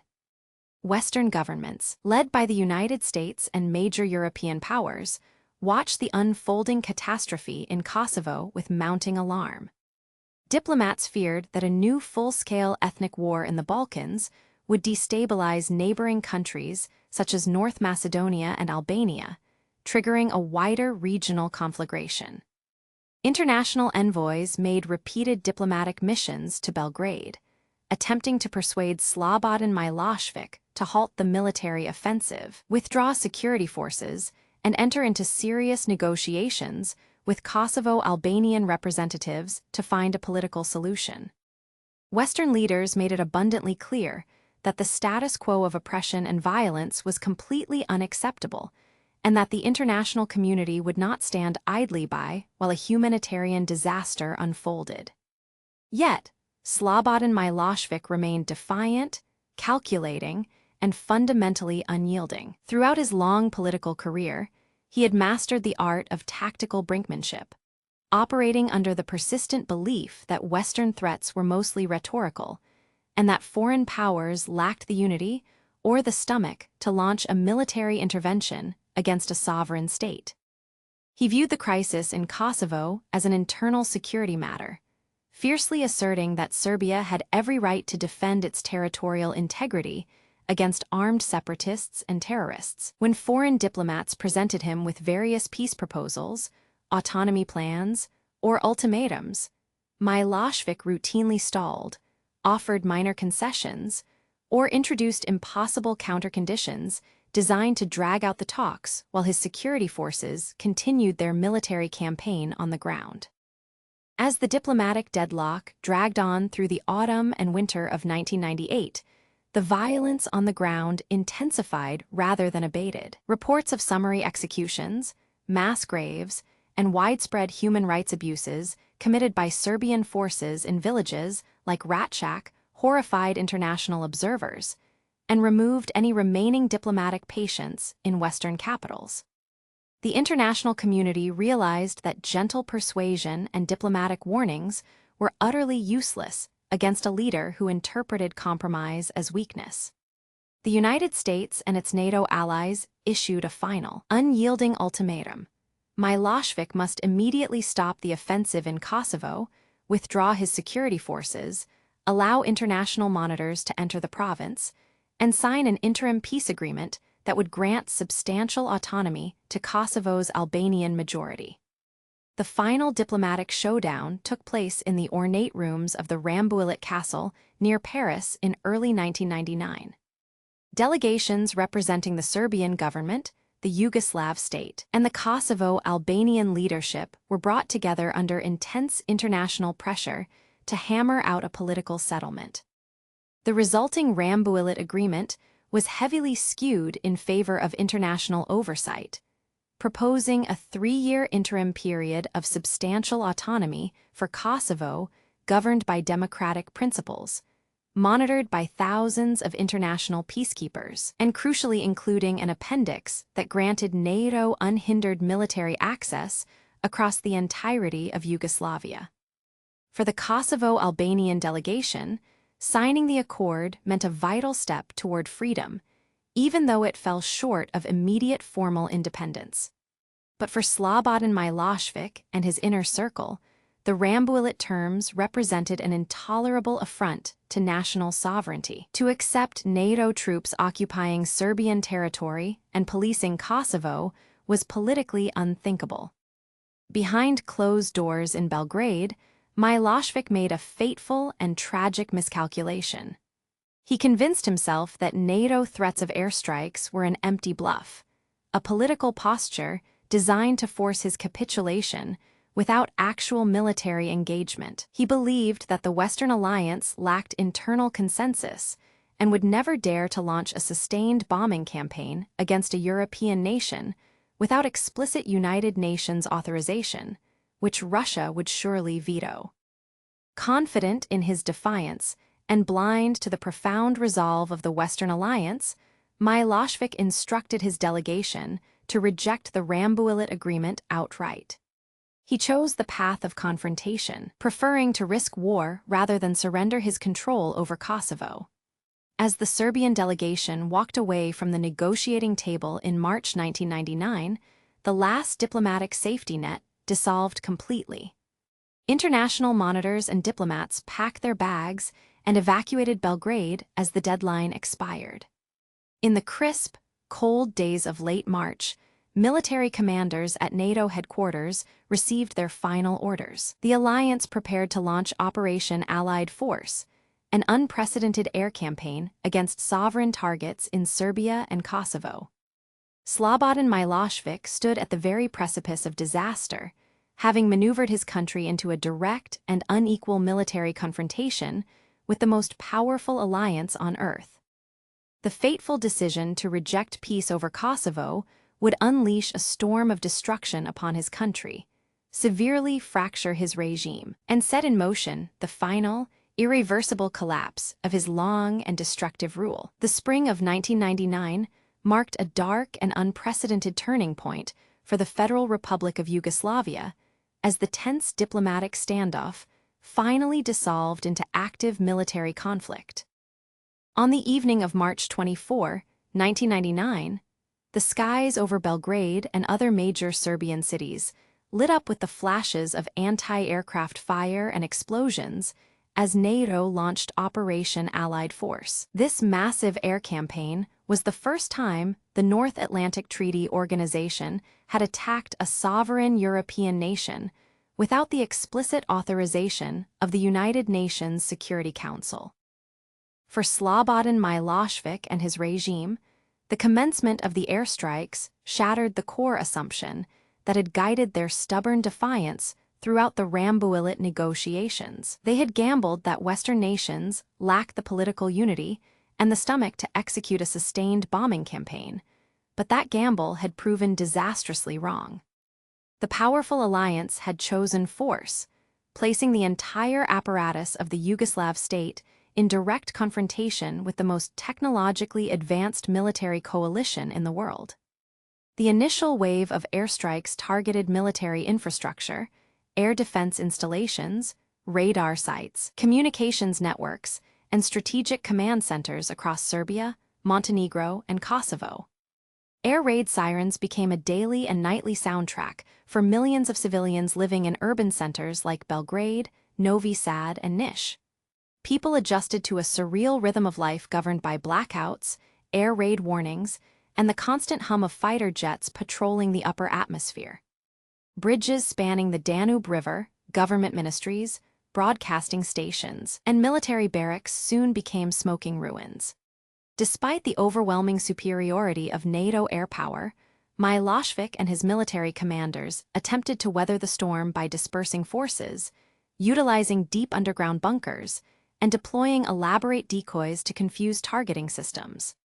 The regime maintained a defiant posture in state-controlled media, broadcasting patriotic songs, anti-war protests, and fiery rhetoric condemning the foreign aggression, while fiercely censoring any independent reporting that questioned the wisdom of the government's path.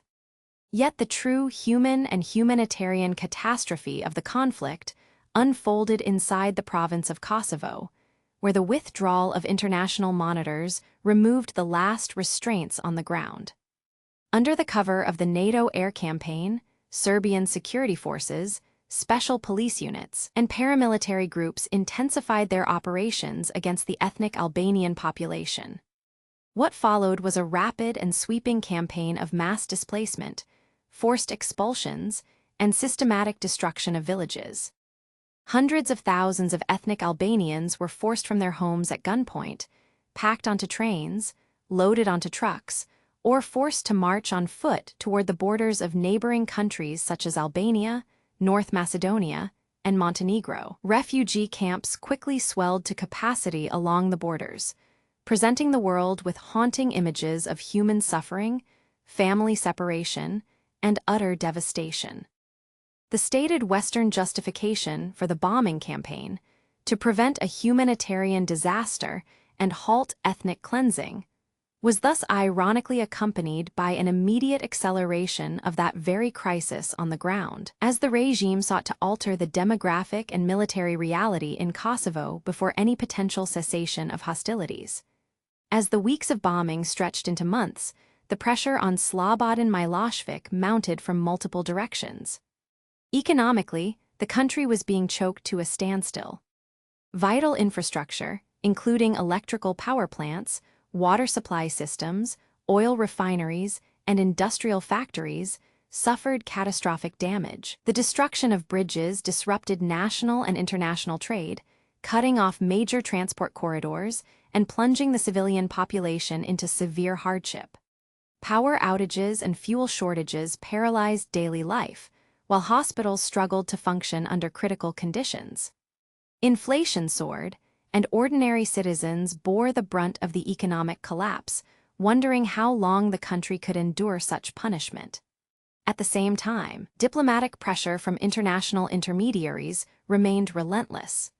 Western leaders made it clear that the air campaign would not stop until Milošević fully capitulated to all of NATO demands regarding Kosovo. Behind the scenes, intense diplomatic maneuvering involving Russia, the European Union, and the United States sought to find a diplomatic off-ramp that could end the destruction. Russian envoy Viktor Chernomyrdin played a crucial mediating role, engaging in shuttle diplomacy between Moscow, Washington, and Belgrade to convince Milošević of the futility of continued resistance.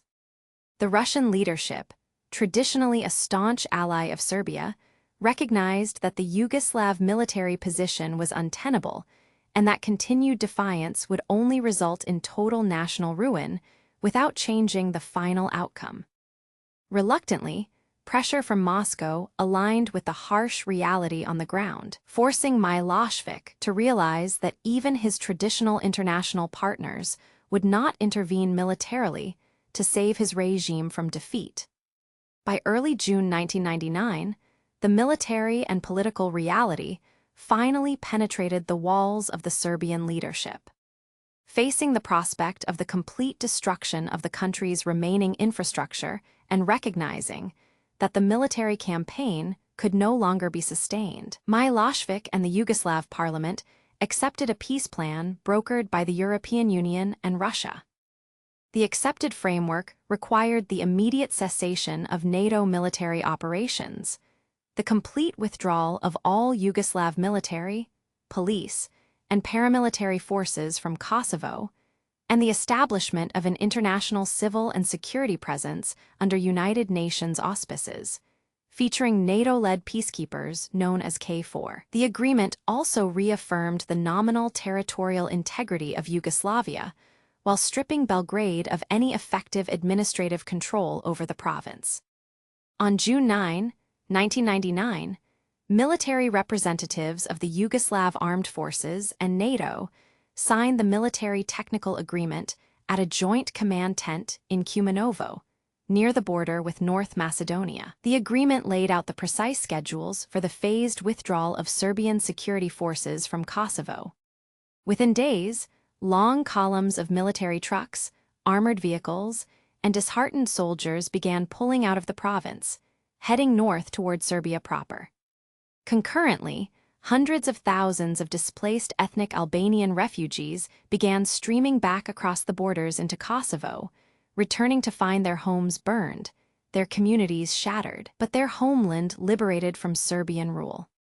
For Slobodan Milošević, the outcome of the 1999 conflict was an unmitigated disaster.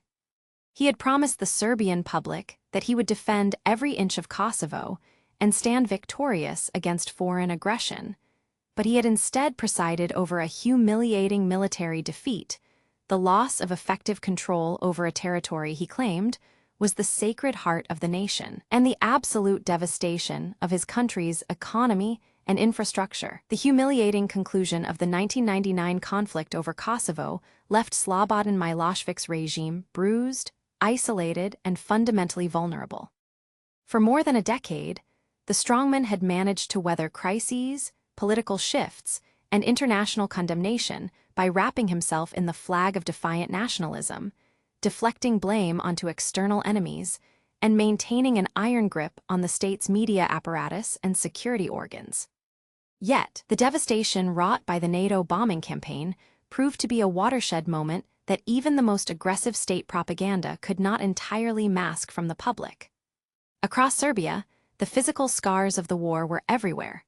Blown-out bridges over the Danube, charred industrial ruins, dark power grids, and crippled transport networks.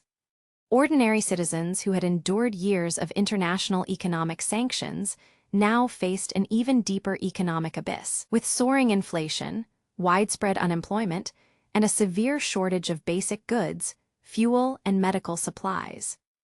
The promise of national glory and territorial preservation had culminated in a ruined economy, international ostracism, and the loss of effective control over Kosovo. As the reality of defeat sank in, the mood on the streets of Serbian towns and cities shifted from stoic endurance to quiet anger and exhaustion. Years of relentless crisis had worn down the social fabric of the country. Families struggled daily just to secure electricity, bread, and heating oil, while the political elite surrounding Milošević appeared insulated from the suffering, increasingly associated with corruption, black market profiteering, and self-preservation. The regime's traditional methods of control, intimidation, censorship, and appeals to ethnic solidarity, began to lose their grip on a population that was simply tired of living in a state of permanent siege. The cognitive dissonance between official state television broadcasts, which continued to claim heroic victories, and the bleak, impoverished reality outside citizens' front doors became too wide to ignore. Sensing this profound shift in public sentiment, opposition political parties, independent civic groups, and student movements began to unify and find their voice. Throughout the 1990s, the anti-Milošević opposition had frequently been fractured by personal rivalries, ideological disagreements, and differing strategies for confronting the regime. However, the sheer magnitude of the post-war crisis catalyzed a new determination to put aside divisions and build a cohesive front. Student activists, who had previously formed the backbone of earlier protests, reignited grassroots organizing with renewed energy. Organizations such as Otpor, meaning resistance, emerged as a potent symbol of youthful defiance. Utilizing simple, clever, and non-violent protest tactics, such as spray painting the clenched fist logo across city walls, distributing satirical flyers mocking regime officials, and organizing flash mobs, Otpor transformed individual discontent into a visible, nationwide movement.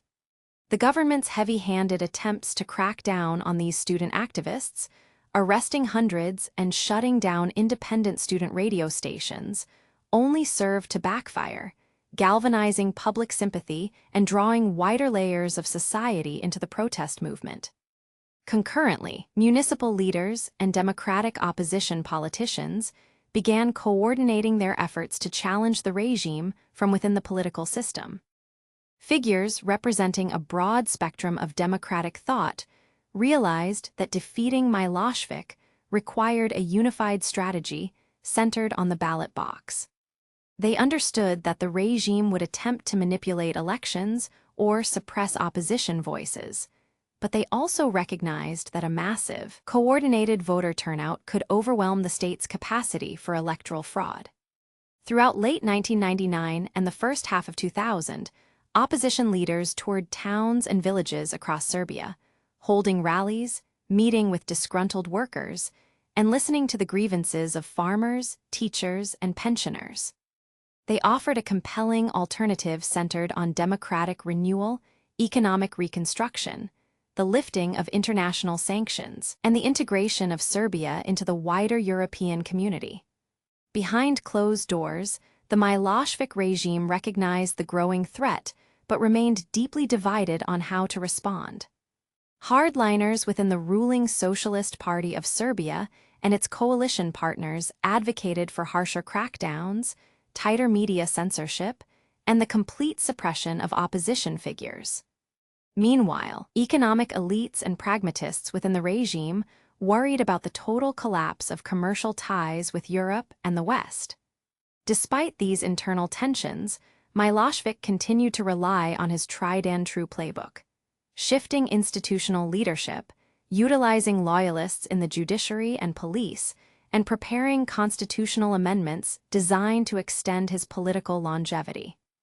In July 2000, the federal parliament pushed through hurried constitutional changes that shifted the method of electing the president of the Federal Republic of Yugoslavia from a parliamentary vote to a direct popular ballot, and permitted Milošević to run for another term. By calculating that he could win a direct contest or successfully manipulate the count, the regime set the stage for a fateful electoral showdown that would ultimately decide the fate of the strongman's grip on power. The long-awaited electoral showdown arrived on September 24, 2000, when millions of Yugoslav citizens headed to the polls for the federal presidential and parliamentary elections. Despite years of state propaganda, intimidation, and the regime's hurried restructuring of electoral rules, the mood across Serbia was electric with a quiet, determined defiance. The broad coalition of opposition parties, united under the banner of the Democratic Opposition of Serbia, had rallied behind a single consensus presidential candidate. Vojislav Koštunica, a constitutional law professor whose modest demeanor and steadfast democratic convictions offered a stark contrast to the entrenched strongman. Throughout voting day, long queues formed outside polling stations from early morning until late evening, reflecting an unprecedented surge in civic participation. Citizens from all walks of life, students, industrial workers, pensioners, and civil servants, were determined to make their voices heard, transforming the ballot box into a referendum on the past decade of conflict, isolation, and economic ruin. As the polling stations closed and ballots were counted by independent monitors alongside state officials, it quickly became apparent that the opposition had achieved a decisive victory. Parallel vote tabulations conducted by civic monitoring organizations indicated that Koštunica had secured an outright majority in the first round, crossing the threshold required to avoid a runoff. Jubilant crowds poured into the streets of Belgrade and cities across Serbia, celebrating what they believed was the definitive end of Slobodan Milošević's 13-year autocratic rule. However, the regime's loyalists within the Federal Electoral Commission stalled and obfuscated, eventually releasing manipulated figures, claiming that while Koštunica had finished ahead, he had failed to win a majority, thereby mandating a second runoff round scheduled for early October. This transparent attempt to alter the outcome and cling to power acted as the ultimate spark for a nation already pushed to its absolute limits. The opposition immediately rejected the rigged runoff announcement, refusing to participate in a fraudulent process. Instead, they issued an ultimatum to the regime: recognize the true results of the election or face a nationwide uprising.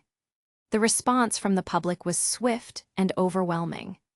A general strike crippled the country, anchored notably by the defiant workers of the Kolubara open-cast coal mines, who shut down the fuel source responsible for a massive share of Serbia's electricity.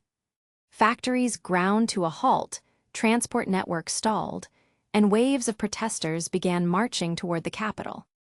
By the first days of October, hundreds of thousands of people from every corner of the country converged on Belgrade, transforming the city into a sea of raised fists, national flags, and banners demanding democracy. The regime's traditional pillars of support, the state-controlled media, the judiciary, and even sections of the security apparatus, began to wobble as ordinary citizens and local officials refused to obey orders to suppress the growing crowds.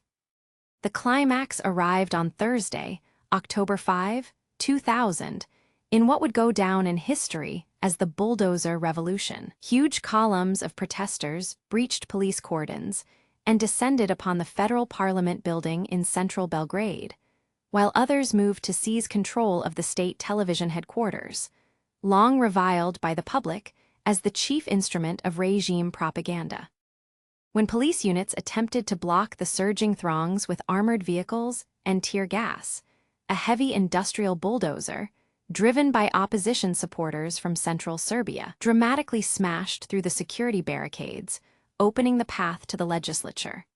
Rather than opening fire on the crowds, many regular police and military personnel lowered their shields or simply stepped aside, realizing that the authority of the state had evaporated. Flames flickered from the windows of the parliament as demonstrators flooded inside, symbolizing the literal and figurative collapse of the regime's institutional stronghold. Realizing that his police, his generals, and his people had finally turned against him, Slobodan Milošević was forced to acknowledge reality. On October 7, 2000, he formally conceded defeat and resigned from office, bringing a dramatic, revolutionary end to his turbulent era of dominance and opening the door to an uncertain, democratic future. The morning after the dramatic uprising that swept Belgrade, the political reality in Yugoslavia had transformed beyond recognition. Slobodan Milošević, stripped of the vast authority he had wielded with impunity for more than a decade, found himself isolated in a capital governed by the triumphant opposition. For days, intense negotiations, frantic political maneuvering, and quiet diplomatic pressures unfolded behind closed doors as the new democratic leadership demanded accountability for the abuses of the past regime.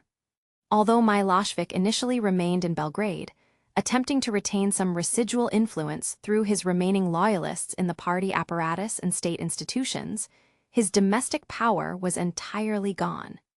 International pressure, meanwhile, reached a fever pitch.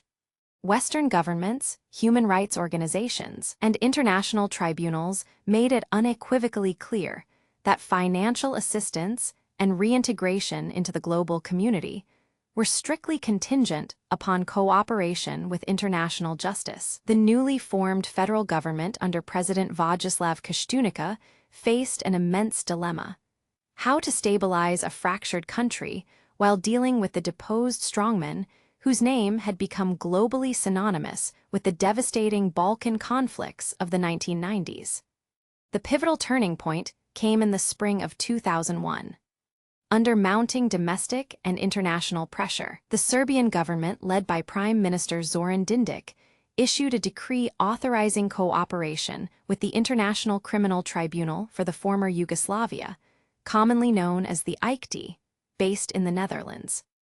On the night of March 31, 2001, heavily armed special police units surrounded Milošević's heavily fortified residence in the upscale Belgrade neighborhood of Dayton. What followed was a tense, hours-long standoff as loyal bodyguards and family members initially resisted the arrest warrant. Rumors swirled through the night across the capital as crowds gathered near the estate, some protesting the arrest while others celebrated the long-awaited downfall of the autocrat. By dawn, after frantic negotiations and the realization that further armed resistance was futile, Milošević formally surrendered. In the early hours of April 1, 2001, he was taken into custody and transported under heavy security to a Belgrade prison, marking the first time a former head of state was detained to face international war crimes charges. Weeks of intense, legal and political wrangling preceded his transfer out of the country. Constitutional challenges filed by his defense team momentarily stalled the extradition, but the Serbian government bypassed domestic legal hurdles by issuing a special decree based on the country's international obligations. On June 28, 2001, ironically, the historic Vidovdan holiday laden with deep symbolic resonance in Serbian history. Milošević was secretly put onto a helicopter and flown to a United States military base in Bosnia and Herzegovina before being transferred directly to the Netherlands. Upon landing at Rotterdam Airport, He was immediately handed over to United Nations custody and booked into the United Nations detention unit in the seaside suburb of Scheveningen, near The Hague.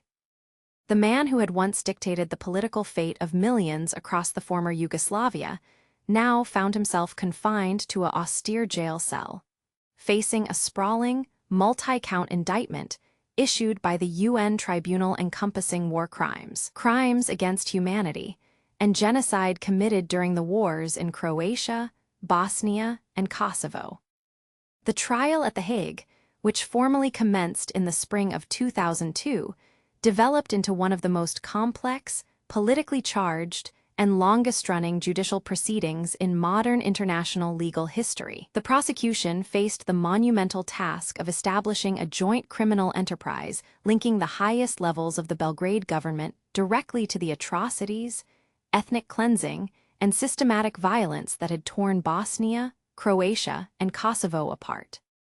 Prosecutors presented mountains of documentary evidence, intercepted communications, military orders, and testimonies from hundreds of survivors, former insiders, military commanders, and victims of the conflicts. The courtroom witnessed harrowing accounts of mass displacement, concentration camps, destroyed villages, and the sheer human cost of the nationalist policies pursued during the breakup of the Federation. True to the formidable and combative political style that had defined his entire career, Milošević refused to recognize the legitimacy of the tribunal, denouncing the proceedings from the very beginning as a politically motivated kangaroo court orchestrated by Western powers to demonize the Serbian nation. Declining to appoint formal defense counsel, he chose to represent himself, transforming the courtroom into a political platform. Day after day, speaking in a measured, firm voice, he cross-examined witnesses with meticulous preparation, challenging the credibility of prosecutors, international diplomats, and former associates. He argued that he had consistently worked to protect the constitutional order of Yugoslavia, preserve peace, and defend the rights of Serbs threatened by separatist violence.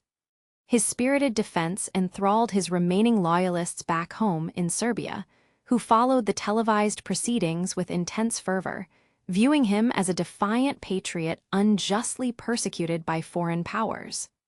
Yet, the grueling demands of the trial placed an extraordinary burden on his physical health. For years, Milošević had suffered from chronic high blood pressure, severe heart conditions, and exhaustion. The relentless schedule of the courtroom, combined with the stress of confinement and his refusal to consistently follow prescribed medical treatments, severely deteriorated his physical well-being. Numerous times, the trial had to be adjourned because his blood pressure reached dangerous levels, requiring continuous monitoring by prison physicians.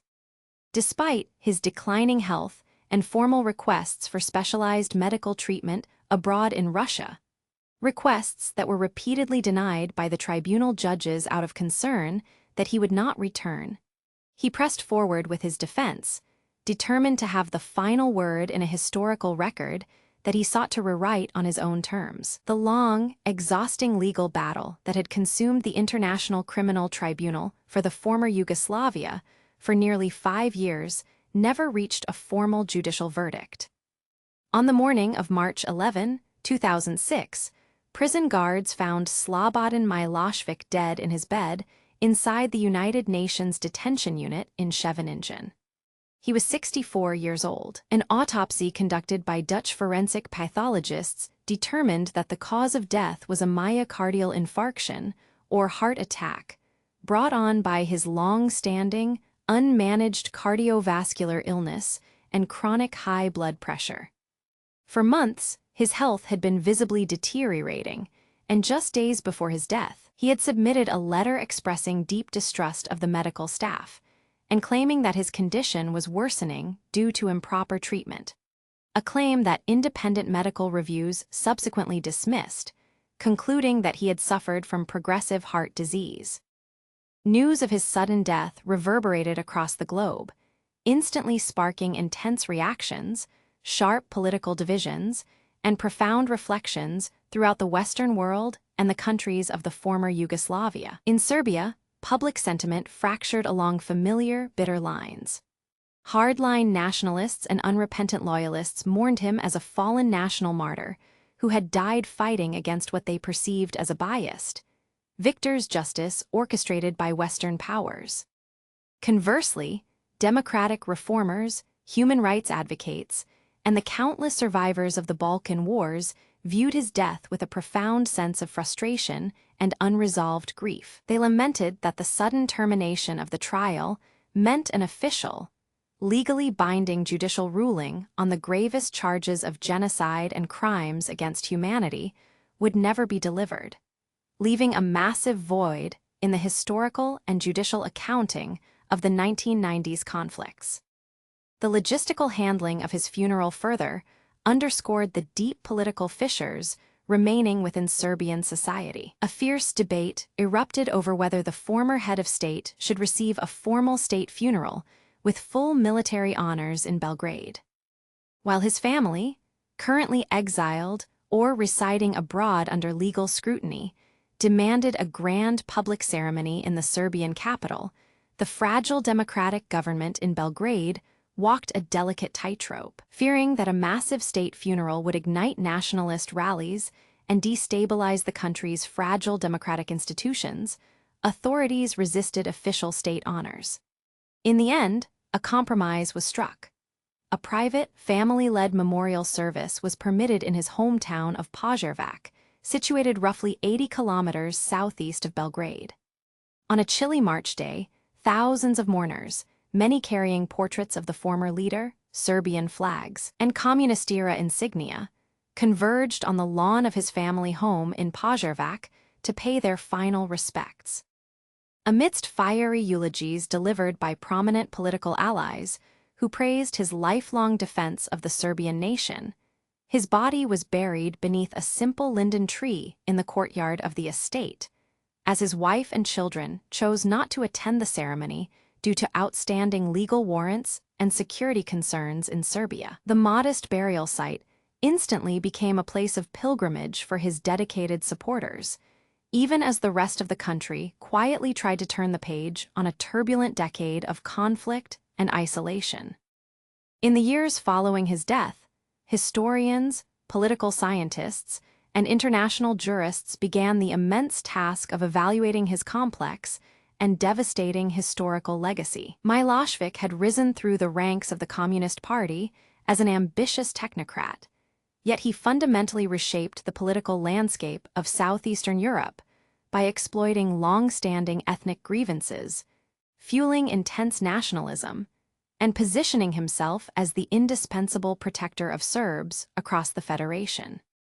His calculated political maneuvering during the late 1980s dismantled the delicate federal balance established under Josip Broz Tito, creating a chain reaction of centrifugal forces that ultimately tore the multinational state apart in a succession of brutal, devastating wars.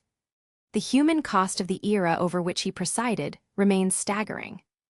Hundreds of thousands of people lost their lives across Slovenia, Croatia, Bosnia and Herzegovina, and Kosovo, while millions more were permanently displaced from their ancestral homes, creating the worst humanitarian crisis and refugee catastrophe in Europe since the Second World War.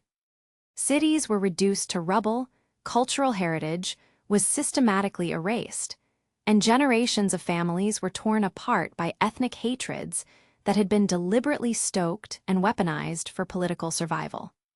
Although Milošević was never formally convicted due to his death before the verdict could be rendered, the mountain of evidence compiled during his trial at The Hague provided an extensive, meticulously documented record of the systematic atrocities, forced deportations, and mass killings carried out by forces acting under the authority of his regime. Ultimately, Slobodan Milošević left behind a fractured region, struggling to heal from the profound trauma of the wars he helped unleash.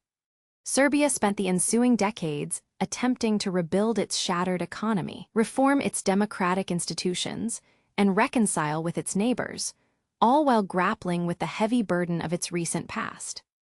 The dissolution of Yugoslavia and the violent birth of new nation-states served as a stark, tragic reminder of how quickly political demagogues can manipulate ethnic identity and fear to plunge entire societies into chaos.